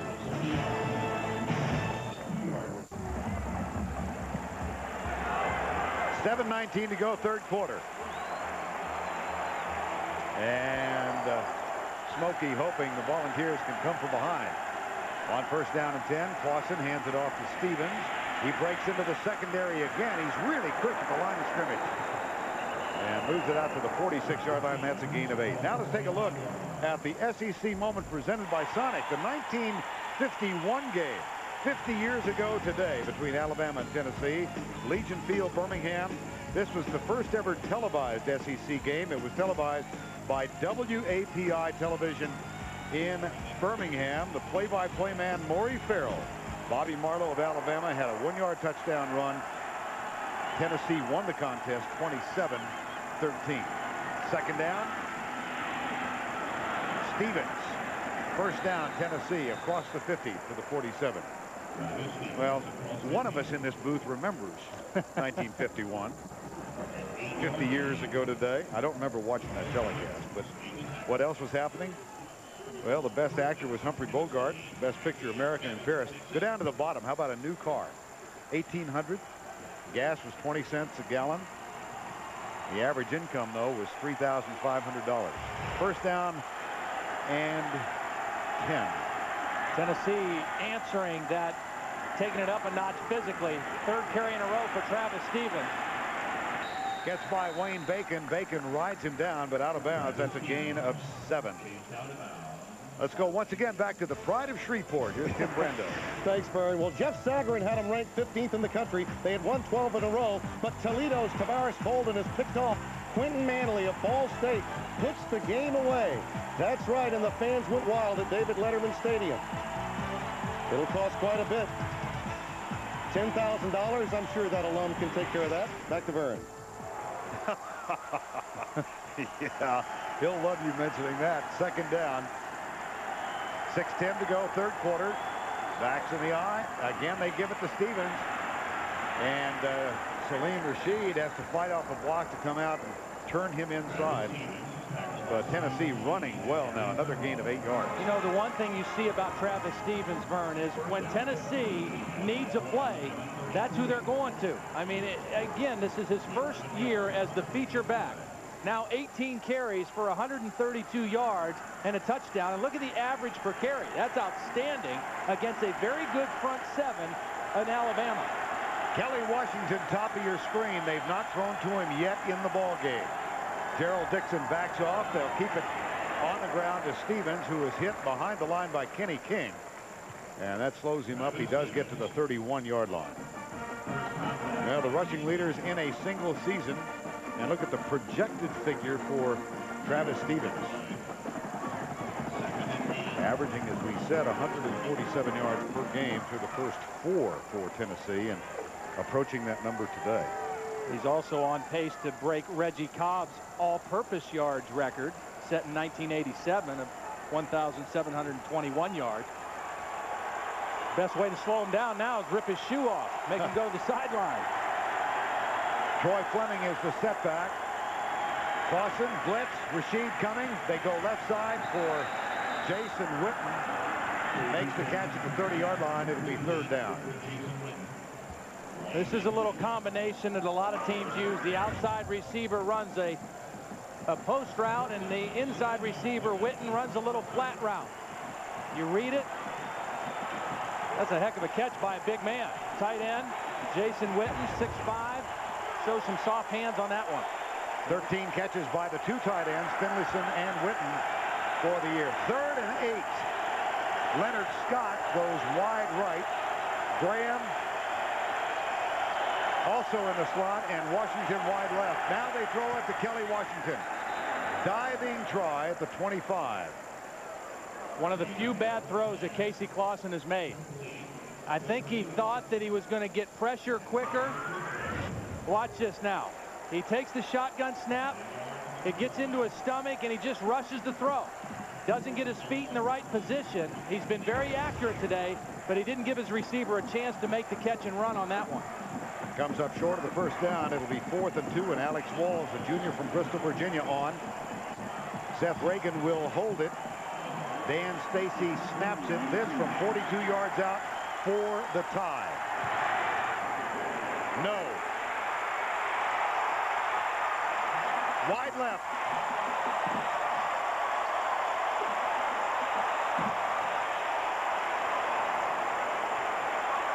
Two weeks ago when they lost to Georgia, Alex Walls had a big miss right at the end of the 1st half that would have put him up 20-17.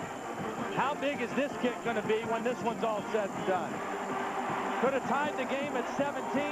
You had a nice offensive drive.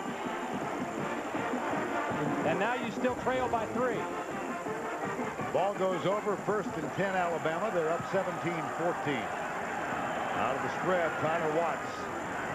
He still got it. Looks for Millins. Lobs it short over the head of Terry Jones, the tight end.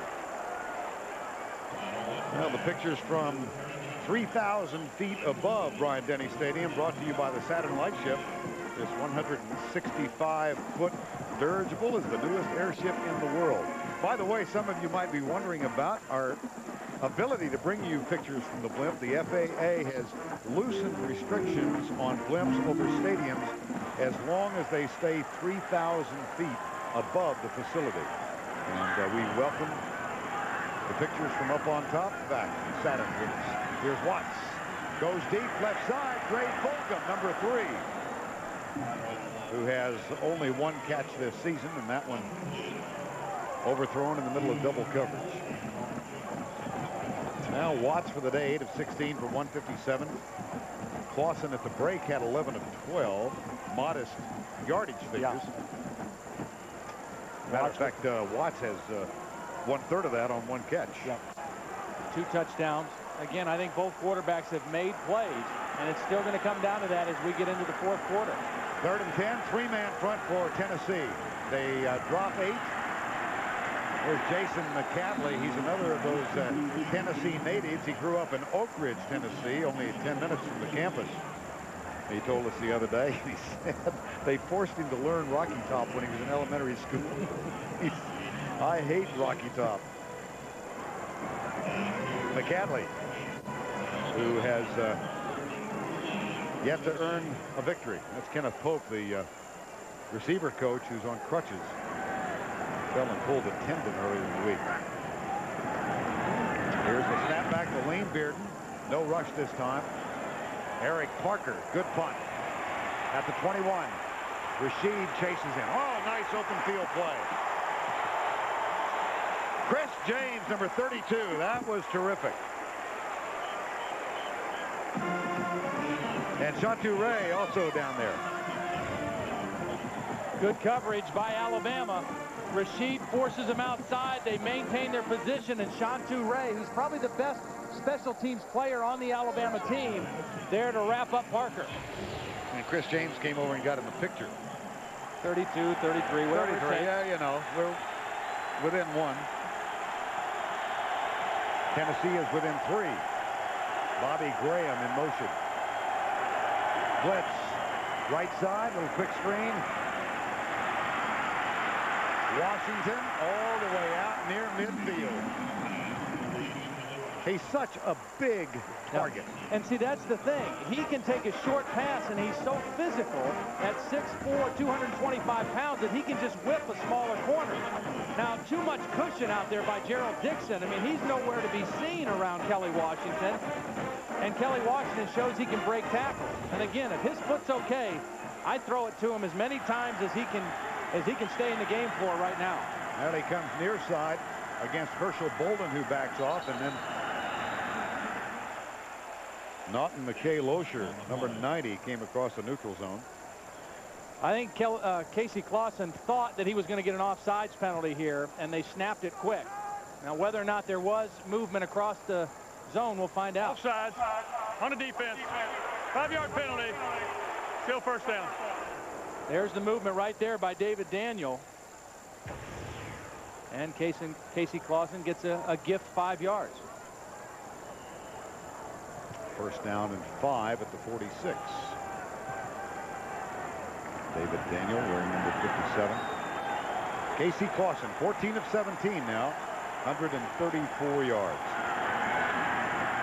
Deep left side for Washington. Herschel Bolden tipped away by Bolden, number 25. Nice play by Herschel Bolden. He didn't let the guy out-muscle him. Again, Herschel Bolden, 6 foot 195 against 6'4", 225. But watch Herschel find the ball and not let him get pushed out of the way. He matches strength with Kelly Washington and knocks the pass away. That's a good play by Herschel Bolden. Gives Casey Clausen and the Volunteers a 2nd down and 5. 2:25 to go, 2:26 officially in the 3rd quarter. Troy Fleming is the only setback now. This is Witten in motion. And again, Alabama fumble. Clausen down. Scramble for the ball at the 50. I think Alabama's going to get this one. Casey Clausen could never find the football. He tried to pull out and make the pitch before he had control, and it got tangled up around his feet, and he couldn't find it. This looks very much like a game being played in New Zealand right now. Wow. Tennessee gets it back. Yep. That was a definite fight under the pile. But take a look at this. It looks like Fred Weary is going to pull from his left guard position and knock the ball. You see his right hand. Fred Weary knocked the ball out of Casey Clausen's hands, and Tennessee very lucky to get this back. But you know what, Vern? As a quarterback, you have to put that ball in your stomach. You can't let that ball hanging out there for just that reason. They call that seeding the football. You take the snap and it goes right into your belly, so you avoid any kind of a problem like that. Tennessee very lucky there.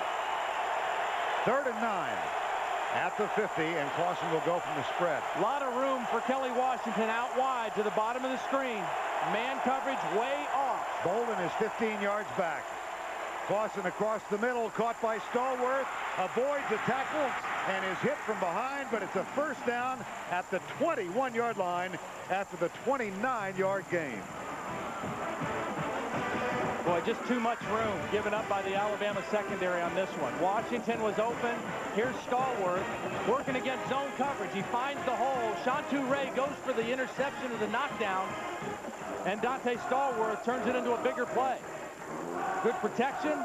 Nice accurate throw by Clausen, and you see Stallworth again playing with that cast on the left wrist, able to make the soft catch. Back in the lineup after sitting out the last 3 games. Played in the season opener against Syracuse. 5 catches today. Clausen. Oh, wide open. Witten at the goal line. Touchdown to the tight end.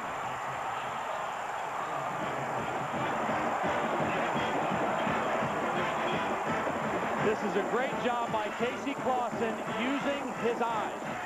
The more a guy plays, the better he gets at doing stuff like this. Witten's going to run the post, but watch Casey Clausen look off the safety to the left. He looks him left, he keeps him where he wants him, and then throws back to the other side for the touchdown. If Casey Clausen stares down his receiver, there's no way he makes this play. He looks Charles Jones for a little bit and then throws it back to the tight end for the touchdown. Here's the extra point. Up and good.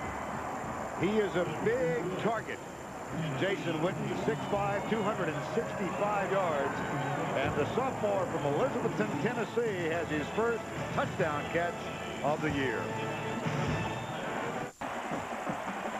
21-17, Tennessee comes from behind and reclaims the lead. We are live at Bryant-Denny Stadium on the campus of the University of Alabama. 1:16 to go, third quarter. Vern Lundquist, Todd Blackledge, along with Jill Arrington. And the Volunteers ranked 11th in the country. A 21-yard touchdown reception, first of his career. Jason Witten off the arm of Casey Clausen. What a great response and an answer by the Tennessee offense. And now the onus on the Alabama offense. 2 3-and-outs their last 2 possessions. They must do something here. Wall sails this one into the end zone and out to the left. Touchback. Thursday on CBS, Survivor is back and better than ever. Don't miss an all-new episode when the baby boomers take on Generation X and hungry lions are on the prowl. That's Survivor Africa Thursday on CBS. Tyler Watts, the junior from Pelham, Alabama. 9 rushing yards. The option has been well defensed today by this Tennessee team. From the 20, 1st and 10. They give it off to Santonio Beard. He gets a block. He's got one man to beat, and he's got McCadley downfield to try and supply the block. Here's Beard. And he tries a little huck and buck at the 11-yard line. He got tired, Vern. I mean, he got enough of the block from Jason McCadley, but he got tired. And look, he's saying, I need a break right now. I need some water. But what a run, and what a nice block by the fullback, Downey Lau. He's the guy who got the key block on Robert Peace. Alonzo Ephraim with the block. And Santonio Beard. He's having an outstanding game. Just doesn't have quite enough gas to take it to the end zone on this one. 69-yard rumble. He's got 141 yards on 10 carries. A first down just outside the 10. Brockway, Galloway, up the middle to the 4. Nice call. Nice call by Les Koenig. Get back to being physical. Get back to going right at him. John Chavis's defense had forced 2 3-and-outs the last 2 Alabama possessions. And right now, they're on their heels a little bit. Second down and 3 at the 4. Millens breaks and goes wide to the left side. They can get a first down without scoring a touchdown here, too, right about the 1-yard line. There's Watts with the audible at the line of scrimmage. Option left, pitch back to Galloway. Lau with the block, touchdown Alabama. Donnie Lau with a huge block.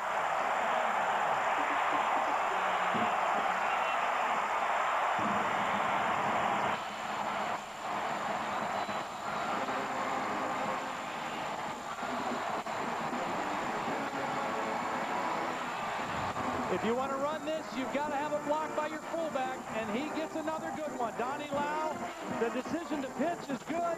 The block by Lau on the linebacker, Kevin Burnett, and Galloway knows where the end zone is. Neil Thomas for the extra point. Jonathan Ritchie with a hole. And a quick answer by the Alabama Crimson Tide. The touchdown by the junior Galloway, but set up on a 69-yard romp from Santonio Beard. That's the end of 3. We'll return to Tuscaloosa right after this message and a word from your local station. We've got something brewing in the capstone. 24-21 Alabama trying to erase 6 losses in a row to the Tennessee Volunteers. They have reclaimed the lead. Here is Lane Bearden. Taken by Scott near the goal line. Leonard Scott, hurdle, flag down. 2 flags are down. This one will come back as Scott brings it all the way out to the 33, but the penalty, no doubt, will go against the Volunteers of Tennessee. And a 69-yard run by the freshman Santonio Beard provided the impetus for the go-ahead touchdown. And Galloway got it with a kick-out block from Donnie Lau to put Alabama back on top. 24-21. We get set for the start of the final quarter. Vern Lundquist, Todd Blackledge. I got a feeling, though, given what's happened to Alabama in the last 2 SEC games, yeah, fans are going nervous like this. For fourth quarter. I mean, they have not been able to finish the deal in a couple of losses. They've lost 3 games, and they've been outplayed in the fourth quarter, all 3. Now, against South Carolina, you see they had a 12-point lead with 9 minutes left. They lost by 1. Totally dominated. Last week against Ole Miss, they didn't make a first down. They punted 4 times, and they blew that lead to lose again. Tennessee also. They played poorly in the fourth quarter against LSU, but hung on to win. And then against Georgia 2 weeks ago, they got outplayed in the fourth quarter as well. So both teams need to prove that they can play in the fourth quarter. After the penalty, Tennessee starts from inside the 15. Here's Clausen with a handoff up the middle. Stevens knocked down as he gets near the 19-yard line. Casey Clausen. You called him a cool Californian earlier, right? He is. He is the Iceman. Remember the Iceman from the movie Top Gun? Striking similarities. He's got a little Val Kilmer look, huh? 2nd and 5. I think he's hoping that Kelly Washington will prove to be his wingman again tonight. Graham starts in motion. Here's Clausen handing it off to Stevens again. Nice defensive effort by Alabama. Well, Casey Clausen in his freshman year. How about the comparison with Peyton Manning? Yeah. Pretty close. And you know what? The thing we got to mention as a disclaimer for Casey Clausen, he's been hampered by the injuries to his wide receiver. I mean, Dante Stallworth is just now back from the first week. Kelly Washington has been pretty much a non-factor in the ball game tonight. Eric Parker has been out until this week as well. So 3rd and 4. Washington wide right on Thurman Ward. Here's Clausen across the middle, caught by his tight end Witten. And he rumbles out across the 40 near the 45. This is really good decisions by Randy Sanders and then Casey Clausen. They're anticipating double coverage on the outside receiver. See, they see safeties right here that are going to help on the wide receivers. That means tight end, single coverage, go against the single coverage. Excellent decision by Casey Clausen, finding the best matchup and getting the ball to his tight end Witten. 5 receptions for 68 yards, including a touchdown for Jason Witten. 1st and 10. Whistle. Alabama had to take a timeout. They had 12 guys on the field. It was a late substitution by Carl Torbush, who is down on the field, by the way. He started the year up in the box, and in the last 2 games he's been down on the field, I think, to just kind of improve the communication with his defense. That time, still a miscommunication. They had to call timeout.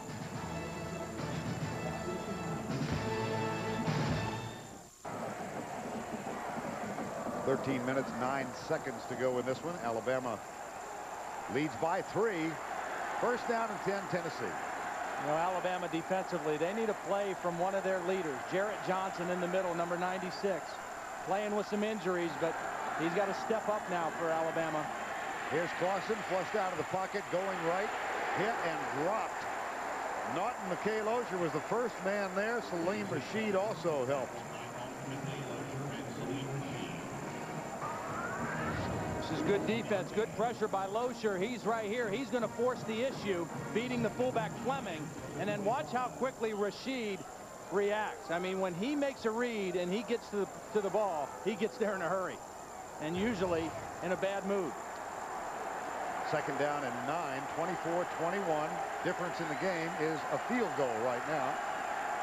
Looks like a checkoff here by Clausen.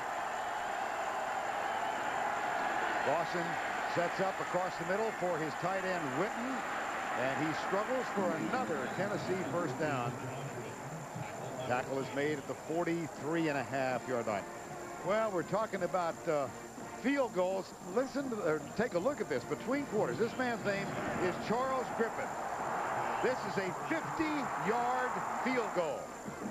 50 yards between quarters. And he made $50,000. Now that's a pressure kick. Yes, it was. And boy, there was no question about it. Looked like Damon Duvall. No question. No question. 1st and 10. Pump, fake, right. Stallworth deep. Overthrown. And incomplete at the goal line. Roberto McBride defending. We've seen this a couple times where it looks like Casey maybe has thrown this ball a little too far inside. It's the stop and go for Stallworth. And you want to throw that ball away from the safety, but Stallworth just can't quite catch up to it. And again, he's really kind of playing with 1.5 hands. I mean, that's not 2 full hands that he's playing with. So anything that's kind of out of his reach is going to be tough for him to bring in. Watch for Witten again now. He's been the go-to guy. 6 catches for 80 yards. Here he is right here, the tight end. Bobby Graham starts in motion, followed by Ward. They'll draw on the draw play, and Stevens caught after a gain of 1.5. This is going to bring up a 3rd and long again. Well, let's update you on other SEC action today. Georgia comes from behind at home to defeat Kentucky. Overtime, Auburn, fresh from the upset of Florida, defeats La Tech. Ole Miss, Eli Manning looks like he had another big day. 45-17 over a good Middle Tennessee team. Vanderbilt, South Carolina tonight. 3rd and 8. Here's Witten over here on the left side of the formation, the tight end. He gets loose, and there he is, but that's short of the front. Oh, look at him work. They had him caught short of the first down, and the 265-pounder pushed the pile by himself. Pretty well defensed by Alabama. They stop him short. They think, okay, 3 guys, we should be able to get him on the ground and make him give up the football. But Witten just keeps driving and takes Wayne Bacon and Roberto McBride for a ride and gets the first down for Tennessee. Great individual effort by Jason Witten. Really attracted attention with an outstanding spring. Coming into the day, he had only 9 catches, 7 so far. Here's Stevens inside the 25-yard line. Tackle is made by Herschel Bolden, a gain of 7 for Travis Stevens. Again, one of the things I'm most impressed with Casey Clausen is he takes what the defense gives him. You see the tight end has been the go-to guy today. Finlinson has 1, and the rest belong to Jason Witten. But you've got receivers that are a little banged up. Kelly Washington not 100% with the foot. Dante Stallworth not 100% with the wrist. And you find the tight end and make him be a big weapon for you. 2nd down and 3, a 3-point margin in this game. That's Witten in motion. They'll hand it off to Stevens. It's going to bring forth another 3rd down. And let's get some more on the tight end story from Jill Arrington. Well, as you can see, they're getting their tight ends much more involved today, and that could be a direct result of the offensive coaching staff went down to Nashville and visited the NFL's Tennessee Titans to learn more about how to get their tight ends more involved. Seems to be paying off today. Titans have got a pretty good one in Frank Wycheck. They sure do, and they know how to get them the football. Pretty good place to go and study that. 9:28 to go, 3rd and 2 at the 23. Randy Sanders, the offensive coordinator for Philip Fulmer. They've loaded up on the left side. They toss it. Here goes Stevens left. What a big block he got. I think it was the tight end Witten again. Well, Salim Rashid is coming on a blitz, and he almost gets there to trip up Stevens in the backfield. Watch Rashid come through on the blitz and then end up chasing Travis Stevens. He's unblocked, but he just can't quite get it. And before Stevens gets it upfield for the first down.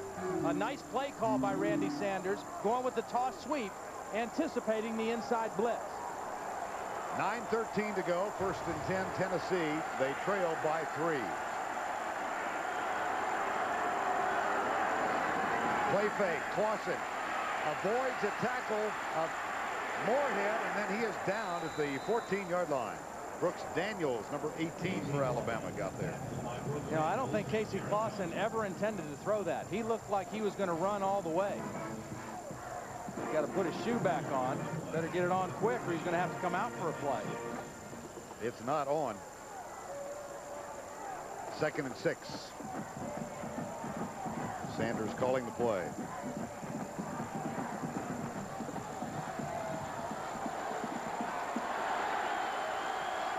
Second down, 6 from the 14.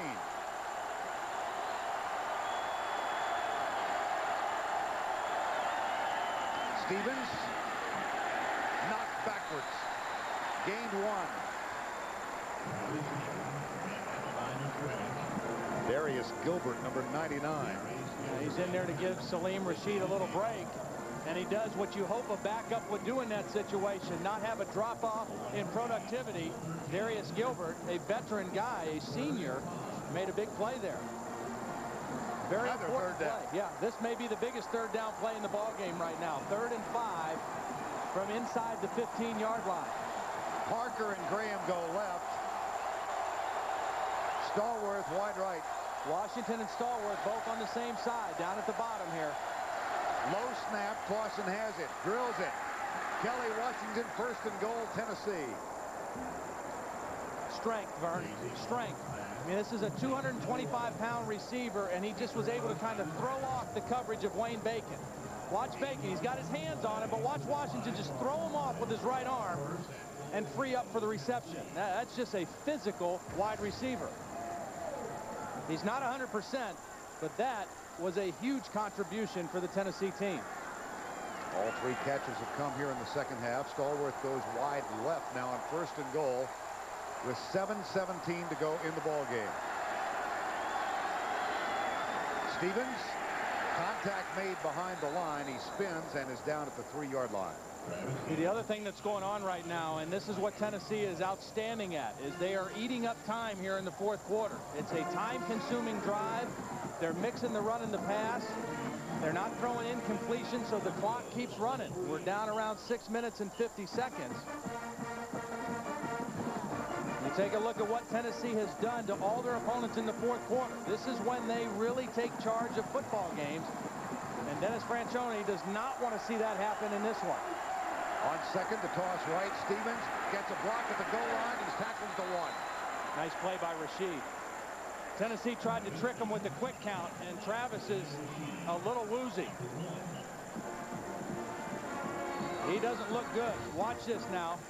Salim Rashid, it was a quick count, so they kind of caught Alabama getting in position, but Rashid, with the quick reaction, gets there. At the end of the play, Brooks Daniels coming over the top. Yeah, knee right in the head of Travis Stevens.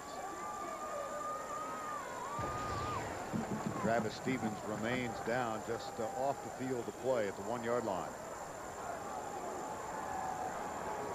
Obviously not an intentional thing by Brooks Daniels, just chasing the play and hustling, but caught him right in the side of the head with that knee.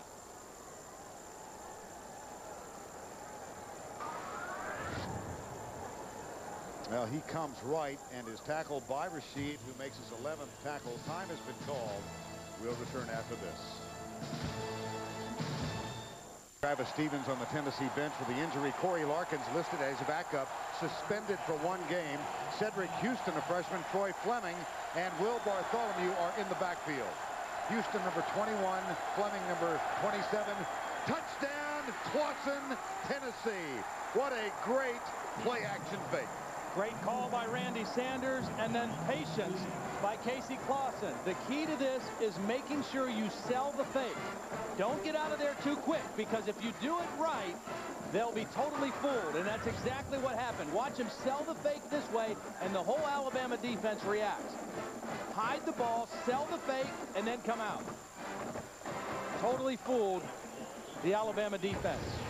Go back a couple of games, Todd. Remember when Randy Sanders called a quarterback draw? That's right. Clausen against LSU. That's an 18-play drive. 18 plays. And it took almost 9 minutes. And Clausen strolls in for the go-ahead.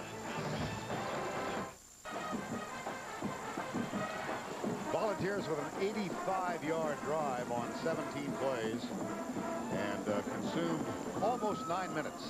6:06 to go now. 28-24. Tennessee has gone back on top. Vern, both teams have answered the question about playing better in the fourth quarter. And right now, the ball is squarely back in Alabama's court. Alex Walls will kick off. Carter and Millens await the kick. This one high will be returned. Millens at the 3. Gets a block. Gets another block from Wayne Bacon. Nice return out to the 35-yard line. First block from Carter, second from Bacon. The Rigid Tools Scholar Athlete Award for today's game goes to University of Alabama's number 14, Tyler Watts. Rigid Tools' commitment to the investment of our future is shown today by donating $1,000 to the University of Alabama's General Scholarship Fund. Watts, a junior marketing major with a 3-point grade point average. Verney's probably, like most Sundays, going to wake up pretty stiff, but that's just when you play in this offense, you're going to get hit a lot, and it won't feel nearly as bad if he can pull out a win here. Back, right side, and again he's high. Yep. Again he is high. And he knows it.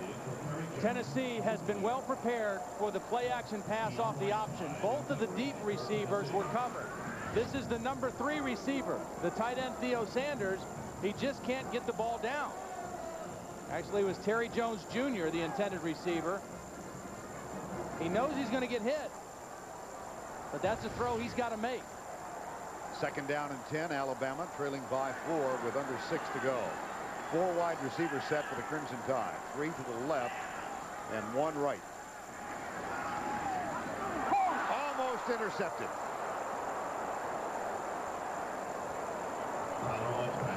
Andre Lott, close to his first of the year. Well, this was a checkoff by Tyler Watts, and Andre Lott very close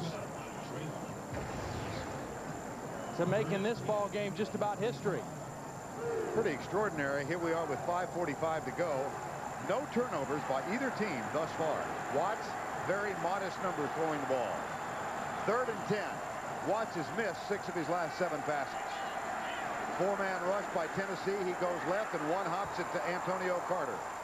Too much pressure on that one. He couldn't get through on the ball. The big rush supplied by Albert Haynesworth, number 92. He's been fairly quiet, but this time he comes right over the center and just pushes his man right back to the quarterback, and that prohibits Tyler Watts from making a good throw. That was a nice bull rush by Albert Haynesworth. Watts goes to the sideline, 4th down, and Alabama will punt with 5:41 to go. Now the thing about punting here is you've got to play defense. You can't let Tennessee eat up the clock like they did on that last drive. Fair catch. Called for and taken by Eric Parker at the 28-yard line, a 37-yard punt. The problem is your defense just was on the field for 17 plays, and it's 3 and out, and they're right back out there again. They've got to suck it up now.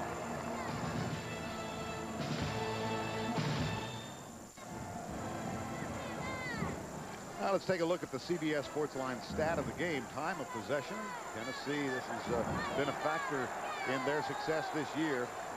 For complete college football coverage, go to cbs.sportsline.com or AOL keyword CBS Sportsline. 1st and 10, Volunteers. Stevens back on the field after having the wind knocked out of him. And he picks up 2 yards across the 30. Cornelius Wortham with the tackle. Coming up next week, we go to Jacksonville, Florida. Georgia comes from behind and wins today. Florida with a bye week, trying to forget the effects of a loss to Auburn. Georgia, Florida, next Saturday, 3:30, and it begins with Tim and Spencer at 3 o'clock Eastern on College Football Today. 2nd down and 7. Jason Witten not in the game for Tennessee. Finlinson in. I would expect run if I was Alabama. Quick hitch, left side, tipped. Aries Monroe, number 22, got a hand up. Nice play. And good job on 1st down. You saw that graphic. Tennessee averaging 7 yards per play on 1st down. They held him on the first time to 3, and now it's 3rd and 7. When we talked to Carl Torbush yesterday, he said the problem for his defense and not being able to win games in the fourth quarter is we haven't had anybody step up and make a play. They hadn't been able to do that when they had the lead. Now, trailing by 4, more than ever, they need somebody to step up and make a play. Tennessee, 8 of 13 on third downs in the ball game. Again, the 4 wide receiver set, and Clausen will go with the spread. Kelly Washington, bottom of the screen against Gerald Dixon. Low snap. 3-man rush. They drop 8. Washington's open. Over the shoulder catch. Hauled down from behind. Bacon punches it out, but Stallworth is there to grab it.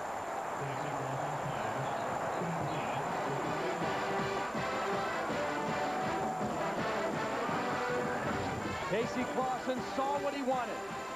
Single Gerald Dixon, a short cornerback against his main guy, Kelly Washington. Bacon with a nice hustle play, but Stallworth there hustling just as well on the play. Alabama in their secondary, Vern, has not been able to come up with the big play when they need it. They just have given up too many plays like that. 54-yard play. First down inside the 15. Stevens, what a workhorse he's been. Loses his helmet. Durable back, not the biggest in the world. That's his 29th carry of the ball game. And talk about being sore on Sunday. That was some kind of a collision between Brooks Daniels and Travis Stevens. Wow, that was some impact there. Helmet comes loose, but you notice Travis Stevens, without headgear, continues to move forward and pick up another yard or so. 4 minutes, 4 seconds to go. The numbers for the day, 160 for Travis Stevens, including a 60-yard touchdown run. Alabama with 2 timeouts left. As the clock goes down to 3:45, they're going to have to start thinking about using them. Tennessee actually let it go down as far as they could and used one of their timeouts. Clock is stopped with 3 minutes and 46 seconds to go.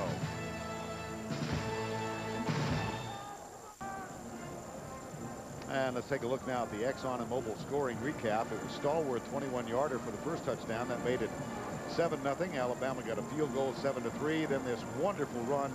Great move by Travis Stevens, 60 yards, 14-10 at the break. Sam Collins caught 2 touchdowns as Alabama went back on top. And then Jason Witten with the first touchdown catch of his career. That followed by Ahmad Galloway.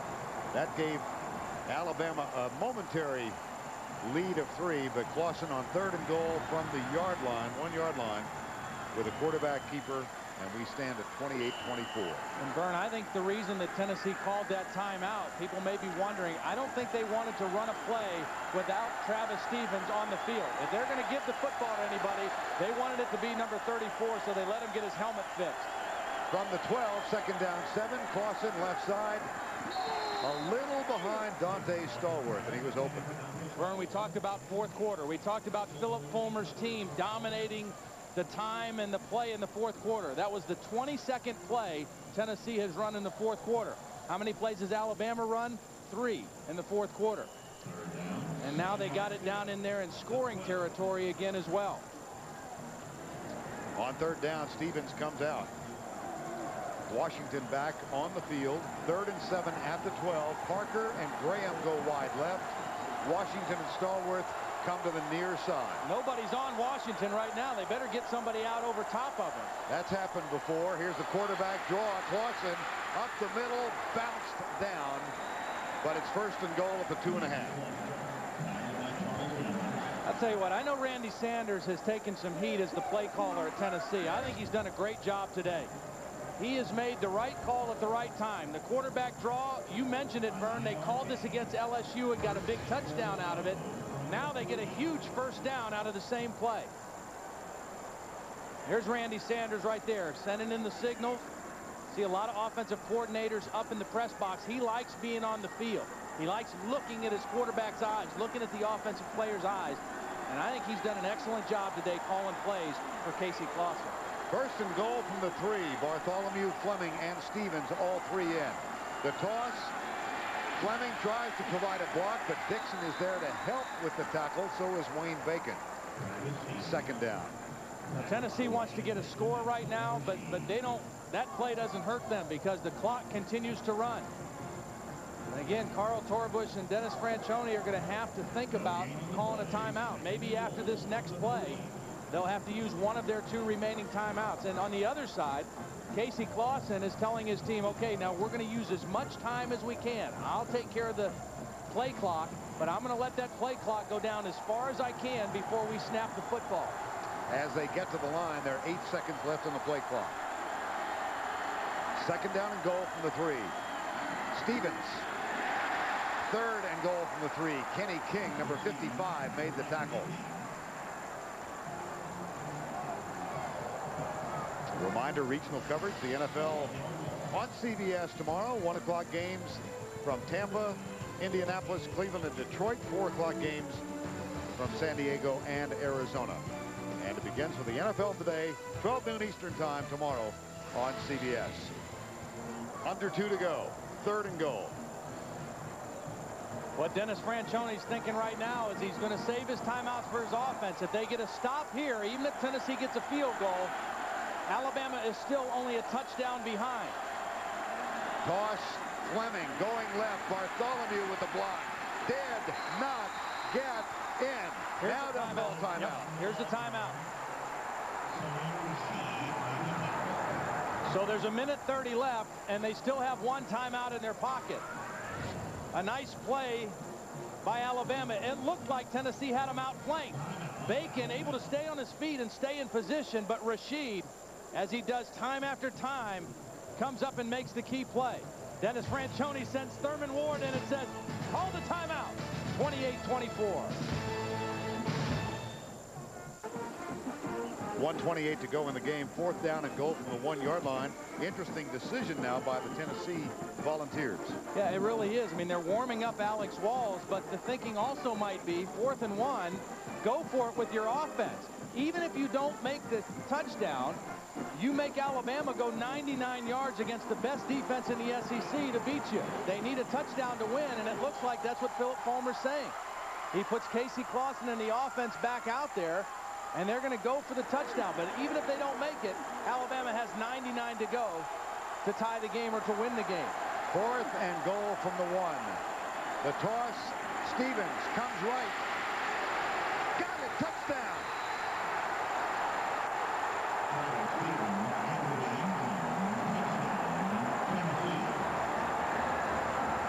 Vern, I think Jason Witten got away with a huge hold on Shantu Ray. It was not called. And give credit to Travis Stevens for getting in the end zone. But watch Jason Witten right here.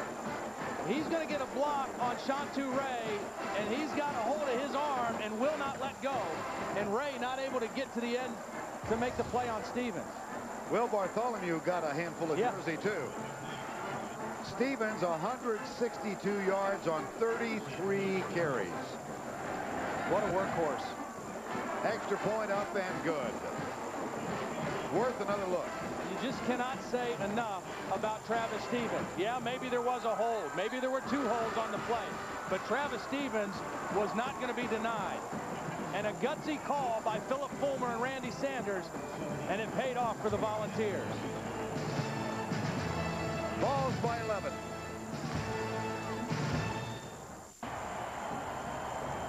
Jared Johnson.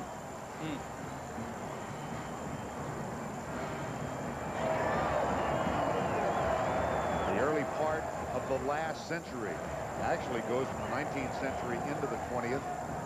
Sewanee defeated Alabama 6 times in succession.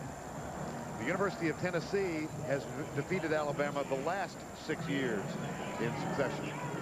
No one has ever defeated them 7 years running. You know, Vern, I know they say in football you could call holding on every play if you wanted to. I've heard that. Boy, oh boy. I mean, that's a tough call to make at that point in the game, but man, oh man. There were a couple of close encounters, Tennessee on Alabama defenders. Here's Freddie Millins. No, not on that one. Well, lengthening shadows here at Bryant-Denny Stadium on the campus of the University of Alabama, and these spectacular views from above. Brought to you by the Saturn Light Shift. Today marks the first appearance of the Saturn Light Shift on a regular season college football game. Nice to have them with us. Yep.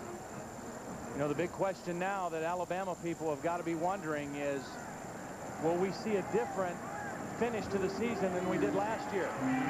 Watts very close for a safety. He's going to be ruled down at the 1. Kevin Burnett, number 2. Well, right now Tennessee is thinking pass all the way. They bring a blitz. Galloway doesn't pick up the blitz, and Tyler Watts pays for it. Last year at this time, Alabama was 3-3. They went to Knoxville. They got beat, and they finished 3-8. And they were going definitely downward from that point on. Corner blitz. Watts gets it out. Dropped by Carter. It'll be 3rd down. You know, we spent time with Dennis Franchione yesterday, though, and talked about the possibility of this being a turnaround game. Yeah. And he said, I'm not going to call it that. Yeah. He said that we've got 4 games to play. Now, if we win, he'll make it a turnaround game. Well, it doesn't look like they're going to win.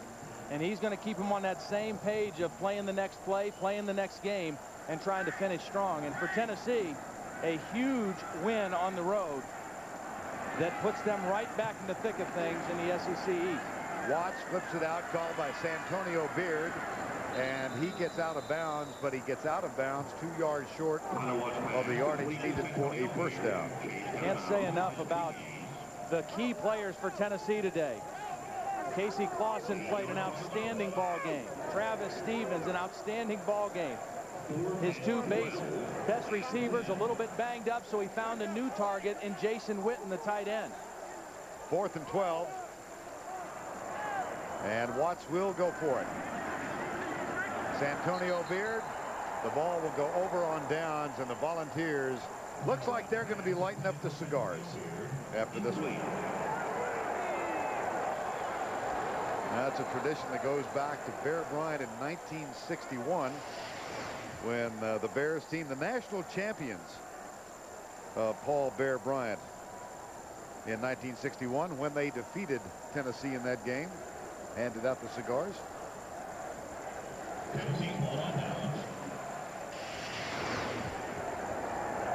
Dennis Franchione, the thing that he's got to deal with his team, for the 3rd straight SEC game, they had a lead going into the 4th quarter, and they lost the ball game.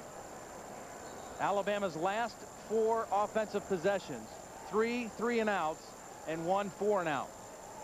Not the way you want to play in the 4th quarter if you want to be a great football team. Yeah. I mean, they came to play today. There's no question. This was a good football game. Both teams executed and played well, but when it counted in the end, Tennessee was the much better team in the 4th quarter. Clausen will take a knee. And for the first time in Alabama football history, a team has conquered them 7 years in a row. Philip Fulmer, who was recruited by Bear Bryant, opted to stay at home. He grew up in Tennessee. Said they recruited him, did Tennessee as the next great linebacker for the Volunteers. He wound up as a pretty good offensive guard. Philip Fulmer and the Volunteers win it 35-24. They go to 4-1, and they are right back in the thick of things in the Southeastern Conference East Division. It'll be a much better week for Philip this week. He had a rough week after that Georgia game. People starting to rumble a little bit. He's kind of been the victim of his own success at Tennessee. They've been so good. The expectations are so high, and they answered the call today.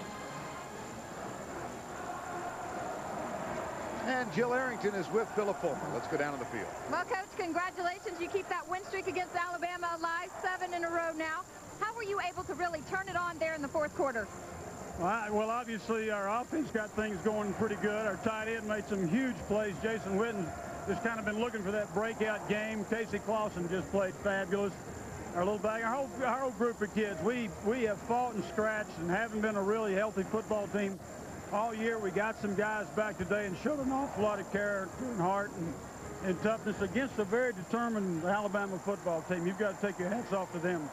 as well. Travis Stevens played great for you, a big workhorse out there today with 33 carries. What do you think of his play getting in that end zone? Travis is one of those guys that everybody doubted, you know, and we all, you know, we wouldn't have won the national championship in '98 without Travis Stevens. And, you know, he just got a great heart and great determination and really good ability. So I'm proud of him and for him. And how are your emotions feeling of this whole big rivalry that just keeps going year after year? Well, it's unbelievable. You know, I mean, I have such great respect for Alabama and their tradition, as everybody does. And having been down here as a prospect myself, you know, it was you know, it has a lot to it. And you think about all the great games and the great coaches and the great players that have been in those football games, and to be a part of that history and actually to make history here today was really, really special. And I'm proud of our football team and our staff. Well, Coach, enjoy this win. And Casey Clausen, you're here with me. You had a huge game today. You were able to really spread the ball around, even got your tight ends involved. Yeah, all the credit goes to my teammates. We came out, and it was a big game for us coming out. We executed and made plays and got the win. You sure did stay poised in such a big ball game. How were you able to really keep your head in the game and make some big decisions? The biggest thing is just stay focused. I got confidence in my teammates, and like I said, it was a game for us that we need to come out and play well. And we had guys step up, make plays, and defense did a great whole game. Gave us the ball back, and it was a great win for us. All right, well, congratulations. Enjoy it. Back up to you guys. All right, Jill, thank you for the day. The sophomore quarterback, Casey Clausen, 21 of 28, just under 300 yards, 2 touchdowns, no interceptions, no turnovers in the ball game. And Clausen's record as a starter for Tennessee now goes to 10-2 and 8-1 in SEC. But what a workhorse effort by the running back Travis Stevens today. 162 yards on 33 carries, averaging just a shade under 5 yards per carry, 2 touchdowns, one from 60 yards away, the other from a yard out, and he is our Army player of the game. Final score, 35-24. Volunteers defeat Alabama for the 7th consecutive year.